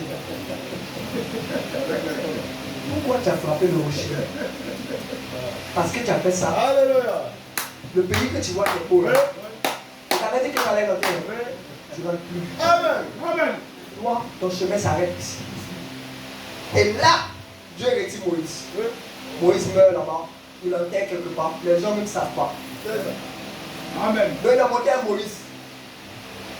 Après, Moïse n'est plus venu. Le peuple a pleuré le départ de Moïse. Quand Dieu doit corriger une enfant, Oui. Dieu sait corriger. Oui. Il va vous présenter, c'est-à-dire, vous-même vous savez que vous avez commis quelque chose de mal. Vous avez demandé pardon, pleuré. Vous allez au travail. Vous dites, oh Dieu vous a pardonné. On vous parle d'une promotion. On dit, le frère là, on va lui donner une promotion. On vous envoie même, tout le monde parle de votre promotion comme ça. Vous êtes content, oh, il aura une promotion dans son travail. Votre salaire va se multiplier par 2. On vous présente, Dieu permet qu'on vous présente quelque chose qui vous donne un espoir. Et à la dernière minute, le jour où vous devez recevoir la lettre vient, on dit renvoi. Oh, tu fais quoi? Quand vous vous asseyez tout seul, vous savez ce que vous avez fait. La voix des perfides de Ruth, ce n'est pas une personne qui viendra te dire. Tu peux venir me expliquer à ton pasteur, oh, pasteur, on va faire ça. Mais quand tu t'assois au milieu de ta chambre, tu sais ce que tu as fait. Béni soit le nom du Seigneur. Béni soit le nom du Seigneur. Dieu sait comment corriger ses fils et ses filles. C'est pourquoi ce n'est pas la peine de commencer. Fuyez le péché, fuyez très loin. Parce que même s'il vous pardonne, il peut vous dire, je te pardonne. Mais la correction viendra. Amen. Alléluia. Il y avait un autre homme qui s'appelait David. Vous connaissez son histoire. C'était l'homme selon le cœur de Dieu. David savait comment séduire Dieu. Quand il prend son arc comme ça et qu'il commence à chanter, oh Dieu, aie pitié de moi. Dieu lui-même il est content. Il dit oui, ça c'est l'homme selon mon cœur. Alléluia. David avait été oué depuis qu'il était jeune. S'il n'était pas oué, un homme normal peut poursuivre un lion, arracher une brebis de la gueule du lion, tuer le lion. Non. Un homme peut poursuivre un ours, arracher une brebis. C'était l'onction de Dieu. Amen. Amen. David était oué. Mais il va arriver un moment de la vie de David. Il va devenir roi. Avant de devenir roi, il a tué Goliath. Comment un enfant comme ça peut Dieu tuer Goliath? C'était la main de Dieu. Amen. Amen. Et David est devenu roi. Quand David devient roi, alors qu'il était grand combattant au début, il va commencer à rester à la maison de temps en temps. Il ne va plus aller en guerre comme avant. C'est comme ça. Quand le chrétien commence, Dieu commence à lui donner quelques petits privilèges. Ah ouais, il va commencer à manquer les réunions de temps en temps. Oh non, il va rester un peu à la maison. Vraiment, Dieu comprend que, en tout cas, le travail c'est difficile. Frère, Dieu ne comprend pas, hein. Frère, ce que Dieu comprend, c'est sa parole. Hein. Je vous dis la vérité. Dieu ne comprend pas qu'il y a quelque chose qui peut prendre plus de place que lui. Non, Dieu ne comprend pas ça. Donc si le diable veut vous emmener à croire que Dieu comprend, dites-lui Satan, tu mens. Peu importe vos occupations, mettez Dieu à la première place. Sinon vous allez comprendre que la voix n'est pas de lui. C'est à cause du travail que tu n'es pas servi Dieu. D'accord? Tu auras beaucoup de temps bientôt. Alléluia. Il y a des frères qui savent. Ils ont eu un petit job en même temps. Au début, ils étaient à l'église tout le temps. Oh, alléluia, gloire à Dieu. Dieu leur a donné un petit job. Maintenant, ils n'ont plus le temps d'aller à l'église. Quand ça se passe comme ça, Dieu vous observe. Il dit, ah, à cause du travail, tu ne viens plus. D'accord? Tu ne vas même pas durer. Il faut te renvoyer. Et puis tu vas revenir encore. Tu seras à l'église tous les jours. Quand tu seras à l'église tous les jours, jusqu'à ce que tu comprennes. Tant que tu n'as pas compris, il n'a pas te donné l'autre. Tu dois te repentir, lui demander pardon pour ce que tu as fait. Et que maintenant tu as compris. Oh non, mon patron dit, non, le dimanche là, on va aller. Le dimanche, vous allez aller où? Toi, tu ne peux pas lui dire que toi, tu ne peux pas manquer le dimanche. Oh non, comme c'est mon patron, c'est lui qui te paye, c'est un peu de ça. C'est lui qui t'a donné le travail là. Tu vas le laisser pour aller, oh non, quand c'est lui qui me paye. La voix de tes vies est Alléluia. Oh non, on n'a pas pu être là à la réunion. Et puis on essaie d'expliquer ça à mon pasteur. Un pasteur, c'est-à-dire, frère, il faut prier. Quand vous quittez ici, vous allez au travail le matin. Il faut prier pour eux. Si c'est un jour de réunion, Seigneur, que rien ne m'empêche de venir à la réunion le soir. Parce que ça m'intéresse de venir à la réunion. Mais vous-même, vous n'avez pas envie de venir avant. Vous pouvez finir même à 16h. Vous allez traîner là-bas. Après, vous allez dire non, à cause du travail. Dieu connaît les secrets cachés des cœurs. Alléluia. David a commencé à rester au royaume de temps en temps. Parce qu'il était devenu roi. Vous supportez mon frère. Amen. Quand comme il restait au royaume et qu'il n'était pas occupé pour les choses de Dieu, le diable va lui montrer quelque chose d'autre. Si vous n'êtes pas occupé avec les choses de Dieu, vous allez commencer à voir les choses du monde. Si votre temps, vous ne l'utilisez pas pour servir Dieu, le diable va vous montrer les Jézabel pendant ce temps. Alléluia. Alléluia. C'est comme ça que David va se balader au-dessus de son royaume. Et pendant qu'il était au-dessus là-bas, il va voir une autre douche de village là. Moi, j'ai grandi au village. On a quatre comme ça. Et puis voilà, on se lave. C'est comme ça qu'il y avait une femme, la femme de Uri. Uri, c'était un soldat de David. Et Uri était allé en guerre pour combattre pour le peuple d'Israël. Et sa femme était en train de se baigner et elle n'a pas fermé le store. Donc, quand David se baladait sur son royaume en haut, comme son royaume est haut, il voit tout en bas là-bas. Donc, il est comme ça, il se balade. Et ses yeux sont tombés sur la dame. David ne s'est pas arrêté là. Il va demander que la dame la vienne. Il dit à ses serviteurs, allez me chercher la dame qui est là-bas. L'homme, selon le cœur de Dieu, il a couché avec la femme de Uri. Il a fini ça dans le secret. Vous savez, frère, si vous voulez vous cacher pour faire quelque chose et que vous êtes un fils de Dieu, Dieu va vous aider pour que ça paraisse au grand jour.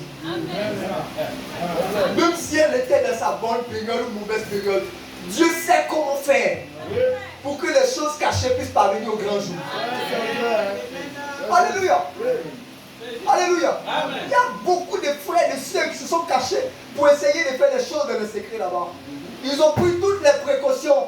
Ça n'a pas marché. Il y a eu grossesse. Dieu sait comment faire les choses pour montrer aux gens que la voie des perfides est rude. C'est pourquoi ce n'est pas la peine de commencer. Alléluia. Oh non, on va prendre un peu de... Hey, faites confiance au Seigneur Jésus. Amen. Alléluia. Il va vous aider. Vous avez honte des gens, non? C'est de lui que vous n'avez pas honte. Il va vous aider. La honte des hommes là, pour laquelle vous êtes allé vous cacher. David dit, il n'y a rien de caché qui ne doit être connu, ni de secret qui ne doit être connu. Amen. Ni de secret qui ne doit être mis au jour. Donc ça va être connu. Ce n'est pas la peine de commencer. David a fait ça. Il s'est caché. Et tout s'est bien passé. Quelques mois après, vous êtes des adultes. C'est pourquoi je parle comme ça. Quelques mois après, la dame est venue. Ah, David, vraiment roi, je sens que je suis enceinte. Il dit comment ça? Ça c'est quelle nouvelle ça? Ton mari est à la guerre. Si vous ne pouvez pas prendre les précautions. Ah, mais moi il a pris tout ce que vous pouvez comme précaution. David ne sait pas ce qui se passe. Il va faire appel au monsieur. Comme David est intelligent, il va réfléchir à un plan B. Il dit, bon, là, je vais faire appel au monsieur qui est à la guerre là-bas, son mari, pour qu'il vienne. Comme ce sont des guerres qui durent plusieurs mois, il va venir un peu. Vous voyez le plan de David. Donc, ils ont fait appel. En ce temps-là, il n'y avait pas de voiture. On envoie quelqu'un aller le chercher et il revient. On appelle Uri. Viens, le roi a besoin de toi. Et quand il arrive au royaume, il vient. Si c'était un homme normal, comme vous et moi, un homme qui a laissé sa maison pendant des mois. Hein? Parce que si sa femme a commencé à réaliser qu'elle est tombée enceinte, ça veut dire que ce serait plusieurs mois qu'il est parti. Amen. Uri n'est pas passé à la maison. Il est venu directement chez le roi. Oh roi, tu veux me voir. Comme David est intelligent, il dit, ah, bon, Uri, je veux te voir, c'est vrai, mais va d'abord à la maison, repose-toi, hein, et puis demain, je vais te dire c'est pourquoi je te fais appel. David pense qu'il est intelligent. Quand Uri va aller à la maison avec sa femme, quelques temps après, demain il va lui parler, juste lui dire 2 mots, il faut partir. Et puis, des mois plus tard, environ 9 mois plus tard, ou 7 mois plus tard, quand l'enfant va naître, ils vont dire, oh c'est l'enfant de Uri. Vous vous souvenez quand il était venu une fois là. Oh. C'est ce que David a pensé. Quand vous pensez que vous êtes plus intelligent que Dieu, Dieu va vous montrer que la voie des perfides est rude. La Bible dit que Uri, il s'est retrouvé devant la porte du royaume. Il n'est pas arrivé chez lui à la maison. C'est-à-dire que Dieu a donné une onction spéciale à Uri. Tu n'as pas vu ta femme pendant des mois. Peut-être, je dis n'importe quoi, peut-être 6 mois. Et puis tu as l'occasion de venir au village. Sa maison, c'est juste à côté. On dit le roi t'appelle. Le roi même te dit, va voir ta famille avant de revenir demain. C'était quelques-uns que le roi ici là. Mais avant même de venir chez le roi là, peut-être ils étaient passés d'abord à la maison.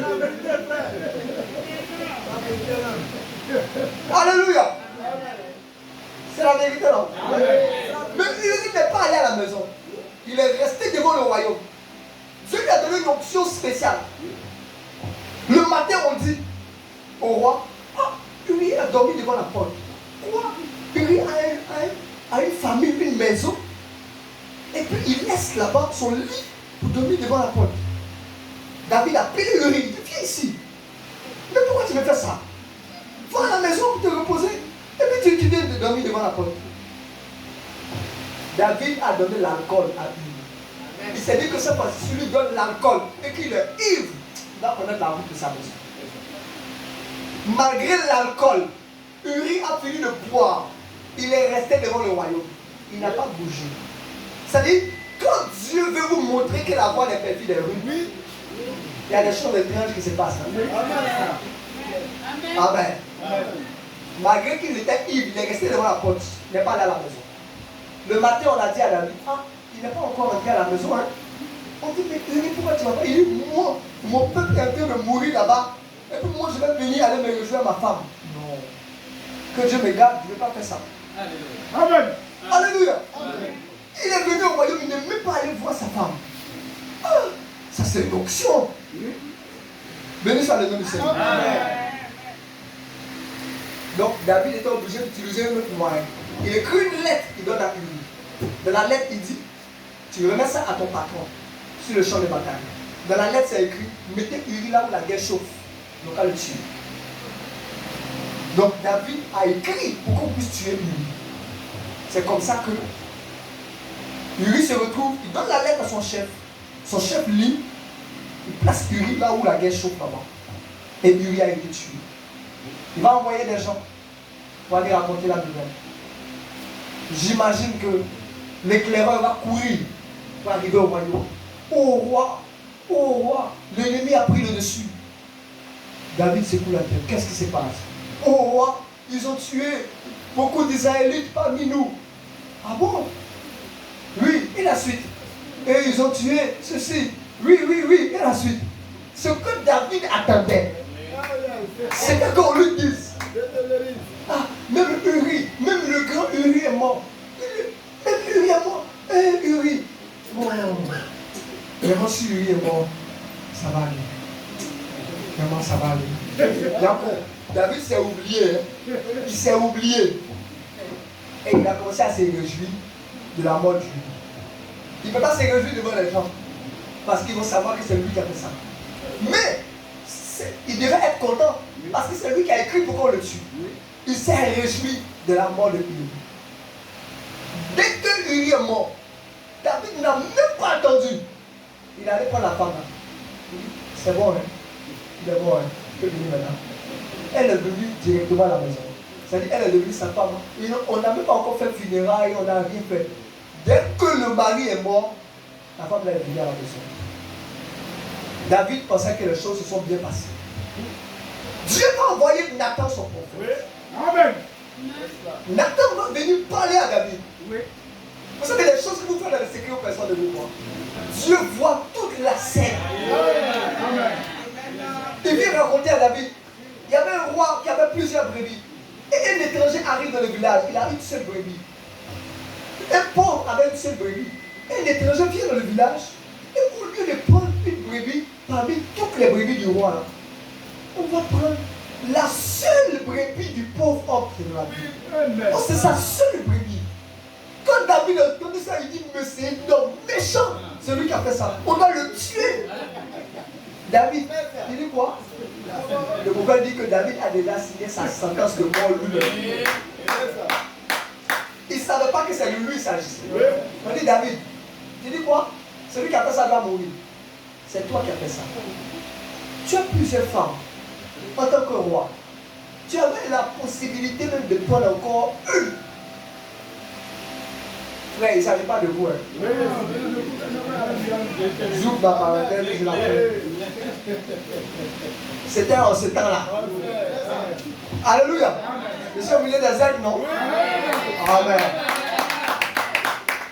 Tu as encore la possibilité d'en prendre une en tant que roi. Mais voici, tu as laissé toutes les femmes que tu avais. Et tu vas prendre la seule femme de Uri. Et non seulement tu le tues. Ah, vraiment, ce que tu as fait là, c'est une chose grave.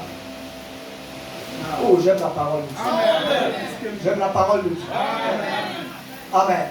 Dans 2 Samuel, le chapitre 12. Et il dit, ainsi parle l'Éternel, voici, je vais faire sortir de ta maison le malheur contre toi. Et je vais prendre sous tes yeux tes propres femmes pour les donner à un autre qui couchera avec elles à la vue de ce soleil. Car tu as agi en secret, et moi je ferai cela en ta présence, et en présence de tout Israël et à la face du soleil. Alléluia. Amen. Et David dit à Nathan, j'ai péché contre l'Éternel. C'est-à-dire, dès que Dieu finit de parler, David reconnaît son péché. Il dit, j'ai péché contre l'Éternel. Et regardez la bonté de Dieu maintenant. C'est-à-dire, à l'instant T, le même prophète qui avait été utilisé pour prononcer tous ces malheurs, il va déclarer à David. Et Nathan dit à David, l'Éternel pardonne ton péché. Tu ne mourras point. Amen. Amen. Amen. Donc malgré tout ça, quand il demande pardon pour son péché, Dieu n'attend même pas de demande. Dieu dit, l'Éternel pardonne ton péché. Et je veux dire à quelqu'un ce matin, si tu reconnais tes torts et que tu lui demandes pardon, il est le même qui peut te pardonner. Amen. Mais quand il a pu te pardonner, David, tu vas payer. Il te pardonne, mais tu payes. Amen. C'est comme ça que le Seigneur est. C'est quand si tu ne veux pas payer, ce n'est pas la peine de commencer. Donc, il dit je te pardonne. Mais quelque temps après, dans la maison de David, il y avait un enfant qui s'appelait Absalom, l'autre s'appelait Amnon. Absalom avait sa soeur qui s'appelait Tamar. Absalom et puis Tamar ont la même maman, ce sont les enfants de David. Amnon, lui, il a sa maman à part, mais ce sont des frères, ils ont tous le même papa, c'était David. Alors Amnon va se jouer les malades dans la maison de David. Et il va faire comme s'il a froid. Oh, il aura dit à sa soeur, elle n'a qu'à lui préparer un repas pour venir lui donner de la chambre. Ça, ce sont des idées démoniaques. Pendant qu'il avait derrière la tête que quand sa soeur va venir, il va la violenter et il va coucher avec elle. Amen. Et c'est ce qui est arrivé. Sa soeur est venue pour lui donner à manger comme à un malade. Moi, ce n'était pas un malade, hein. C'était un faux. Alléluia. Amen. Ce que David avait commencé là, c'est ce qui est en train d'être récolté dans sa maison. On a dit à David que ton propre fils a couché avec ta fille. David a trempé sa tête. Ah, dans ma maison. Quand David veut pleurer, la voix lui rappelle la voix des perfides en lui. Ce que tu avais commencé là-bas, David, c'est ce qui est en train de récolter. Béni soit le nom du Seigneur. Amen. Amen. Ça ne s'est pas arrêté là. Quelques temps plus tard, Absalom va vouloir tuer Amnon. David va dire non, ne fais pas ça, vous êtes des frères. Ok. Il va attendre des années après. Il va organiser une fête chez lui. Il dit invitez mon frère Amnon. Quand son frère Amnon est arrivé dans la fête, il a donné l'ordre à ses serviteurs de tuer son propre frère. Ils ont pris le pays, ils l'ont tué. L'annonce est venue chez David. Oh, ton fils Amnon est allé à la fête chez son frère Absalom. Il est mort. Il a été tué. David va faire quoi? Il va faire le deuil encore. Son fils est mort. Mais quand David pleure, il se lamente. Quand il se lamente et que ses larmes coulent, la voix lui rappelle. Tu te souviens de Uri, non? C'est toi qui as commencé à tuer dans ta maison. C'est le crime là qui continue. Il est en train de récolter ce qu'il avait semé. Le prophète de Dieu dit, si vous semez tout petit, un petit péché, vous êtes récolter une bassine pleine. C'est ce que David est en train de prier. C'est ça. Amen. Souvent, c'est tellement, la bassine est tellement pleine que tu as envie de te retourner pour éliminer ces péchés-là. Tu te dis, mais pourquoi j'ai fait ça? Béni soit le nom du Seigneur. Béni soit le nom du Seigneur. Amen. Et c'est comme ça que c'est pas encore fini. Hein. David, tu as une femme, non? Son fils Absalom va venir le chasser du royaume. Lui, le roi, son enfant le chasse du royaume et son enfant prend la place dans le royaume. Et les femmes et les concubines que David a laissées dans le royaume, la Bible dit que Absalom va monter là-bas et il va sortir avec les femmes de son père en présence de tout Israël. Quand David est là-bas dans la nature et il pense à ce qui se fait là-bas, son cœur, le cœur de David veut sortir. Parce que quand tu entends ça, tu as envie de mourir. Mais quand il pense à ça, la voix lui rappelle la voix des perfidèles et rudes. Amen. C'est que tu as commencé. C'est ce que tu as donné de récolter. Béni soit le nom du Seigneur. Frères et sœurs, il y a des choses qu'on commet. Et puis, pour récolter, c'est difficile à faire. C'est pourquoi ce n'est pas la peine de commencer. Surtout quand vous connaissez déjà la parole. Surtout quand vous avez déjà une bonne position dans la parole. Vous avez déjà entendu des mystères du royaume. Quand vous avez ces choses sacrées, ne vous amusez pas à les toucher avec l'interdit. Parce que quand vous allez toucher à l'interdit, vous allez pleurer. Dieu va vous pardonner. Hein. Vous n'allez pas perdre votre salut. Hein. Amen. Parce que si Dieu vous a sauvé, il vous a sauvé. Mais vous allez récolter une bassine tellement pleine que vous n'allez plus jamais repasser là-bas. Alléluia. Alléluia. Vous connaissez Billy Paul? Vous connaissez Billy Paul? L'enfant du prophète, frère Branham. Billy Paul, il était là en train de servir Dieu à côté de son papa. Et c'est lui-même qui distribuait les cartes de prière. Il était jeune. À un moment donné, il a eu 16 ans. Il allait chez sa grand-mère. Et Billy Paul décide, ah bon, cette affaire de Dieu là, je ne l'ai plus. Hein. Il dit, j'ai arrêté de servir le Seigneur. Comme il a arrêté de servir le Seigneur, il a eu une maladie bizarre. Où son estomac a commencé à faire sortir des pus. Au point qu'on devait l'opérer pour faire sortir ça par son ventre. Amen. Amen. Donc il était à l'hôpital. Le médecin dit, je ne veux pas faire cette opération-là si ton papa n'est pas là.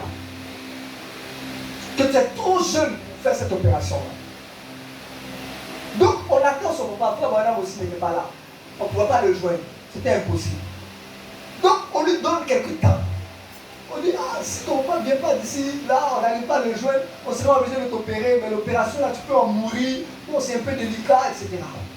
Ah, opération, on va faire sortir tes intestins. Vraiment, c'était une maladie compliquée. Et frère Branham, heureusement que frère Branham, c'était un prophète de Dieu. Amen. Ça. Il était sur la montagne en train de prier. Dieu lui dit, va rapidement là-bas. Ton fils a besoin de toi. C'est comme ça que frère Branham vient. Le lendemain matin, il se retrouve à l'hôpital. Il va rencontrer son fils. Il lui dit, j'étais là-bas sur la montagne. Et Dieu m'a parlé. Il m'a dit que tu t'es détourné de lui. Et que si tu te remets en ordre avec lui, tout ira bien. Billy Paul dit, papa, prie pour moi. Frère Branham lui a dit, non, ce n'est pas moi qui ai péché, c'est toi qui as péché. Amen. Tu dois lui demander pardon, ensuite moi je vais prier pour toi. C'est comme ça qu'il a donné pardon à Dieu. Frère Branham a fait une petite prière. Et la maladie l'a quitté. Amen. Quand le médecin vient, le médecin dit, non, frère Branham, oui, je te cherchais. Oh, on doit opérer l'enfant. Frère Branham dit, c'est bon, médecin, la maladie l'a quitté. En fait, Billy Paul s'était détourné de Dieu, oui. C'est pourquoi la maladie était là. Amen. Le médecin dit, non, c'est grave, voici les résultats. Frère Branham dit, faites-lui un autre examen. Alléluia. Il dit, mais frère Branham, on a fait ça il n'y a même pas longtemps. Il dit, je vous dis, il s'était détourné de Dieu, et j'ai prié, le problème il est revenu à Dieu, c'est résolu. Faites-lui un autre examen si vous voulez. Ils ont fait un autre examen. On monte. Le médecin est étonné, il dit, mais c'est comme si rien n'était. Amen. Tout est devenu neuf. Comme si il n'avait jamais été malade. Alléluia. Alléluia. Amen. Maintenant, ma question c'est ceci. Lui, au moins, son papa était le prophète. C'est ça. Maintenant, toi et moi, ton papa, il est qui? Alléluia. C'est la vérité. Parce que si son papa n'était pas le prophète, il mourrait là. C'était fini. Béni soit le nom du Seigneur. Lui, son papa était le prophète. Donc Dieu lui a révélé ça depuis là-bas. Il est venu, il lui a dit, réponds-toi. Il a fini de se repentir, on a prié pour lui. Et pourtant, il était là, il était malade tout le temps. Il ne savait pas que la maladie là était causée par le péché. Amen. Parce qu'il s'était détourné de Dieu. C'est ça. Il avait décidé d'arrêter de servir Dieu.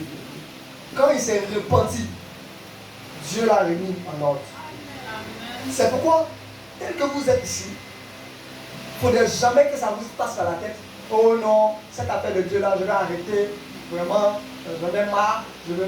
Quand vous le faites, vous ne le faites pas pour les hommes. Si vous le faites, vous allez avoir des problèmes. Et vous allez juste partir de manière précoce. C'est tout. Parce qu'à un moment donné, on vous a connus comme des enfants de Dieu.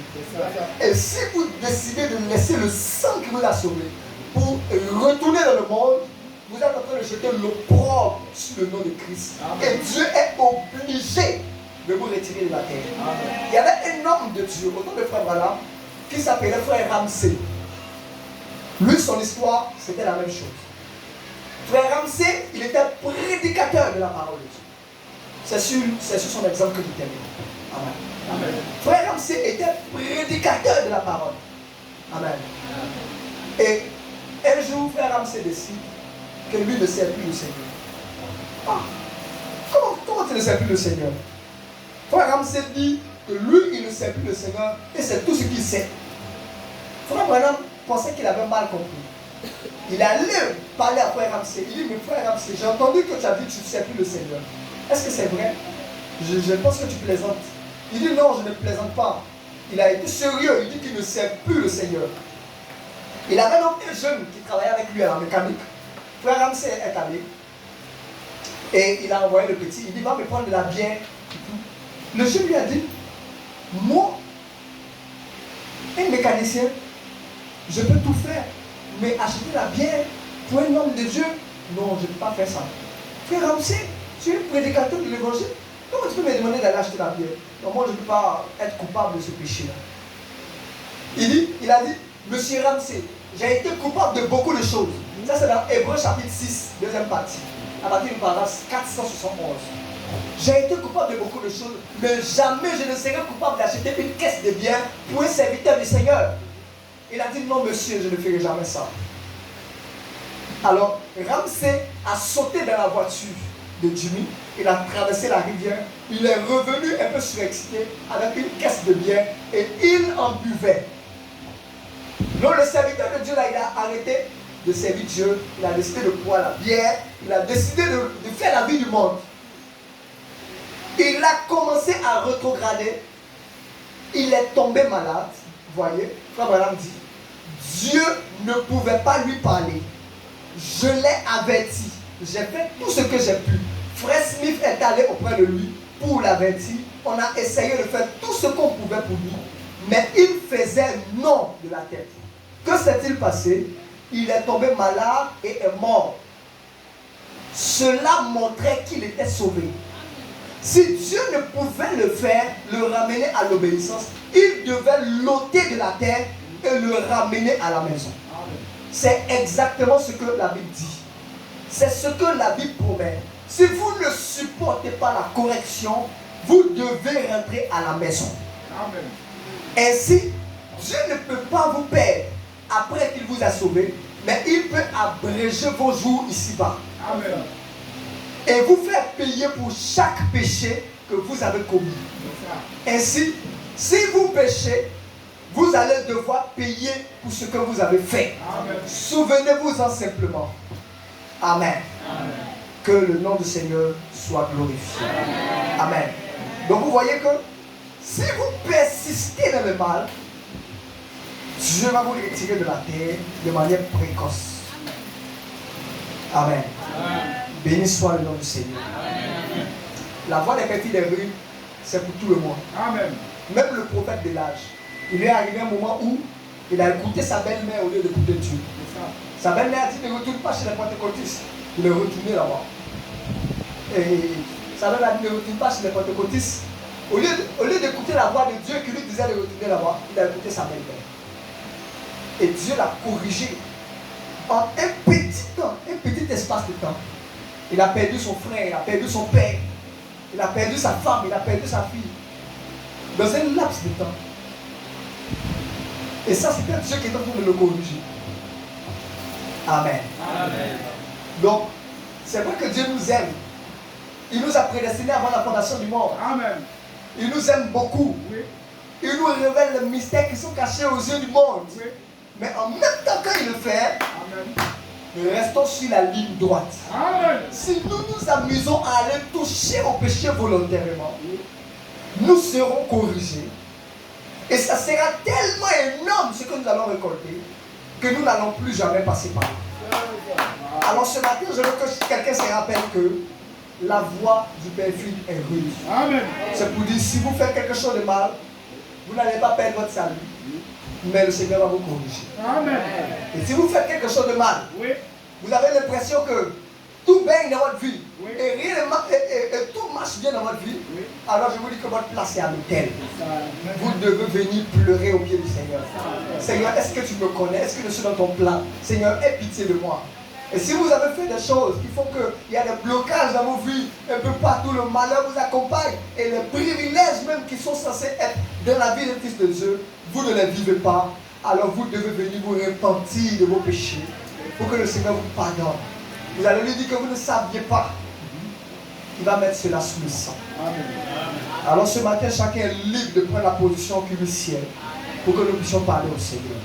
C'est sur ces mots que je vais m'arrêter et dire à quelqu'un de se sentir libre de faire ce qu'il pense ce matin. Si tu veux parler à Dieu depuis ta place, tu peux le faire. Si tu te souviens que tu as été perfide et que tu as subi les conséquences quelque part, c'est le moment de te mettre au pied du Seigneur. Si, donc, à cause du travail, tu oubliais de venir dans la présence de Dieu, tu trouvais cela comme une excuse, tu étais négligent pour les choses de Dieu, c'est le moment de réparer toutes ces choses-là. Il n'y a pas d'excuse que le Seigneur comprend. La seule chose que le Seigneur comprend, c'est sa propre parole. Vous avez commencé à négliger les choses de Dieu à cause du travail, à cause de vos occupations. C'est le moment de mettre tout en ordre. Et rappelez-vous aussi que l'un de ces jours, nous partirons de ce monde. Ne partez pas avec votre cœur qui vous condamne. Ne partez pas avec quelque chose que vous n'avez pas réparé. S'il y a des choses à réparer pendant que vous êtes vivant, faites-le. Nous avons le temps maintenant pour parler à Dieu. Parlons au Seigneur notre Père. Parlons au Seigneur.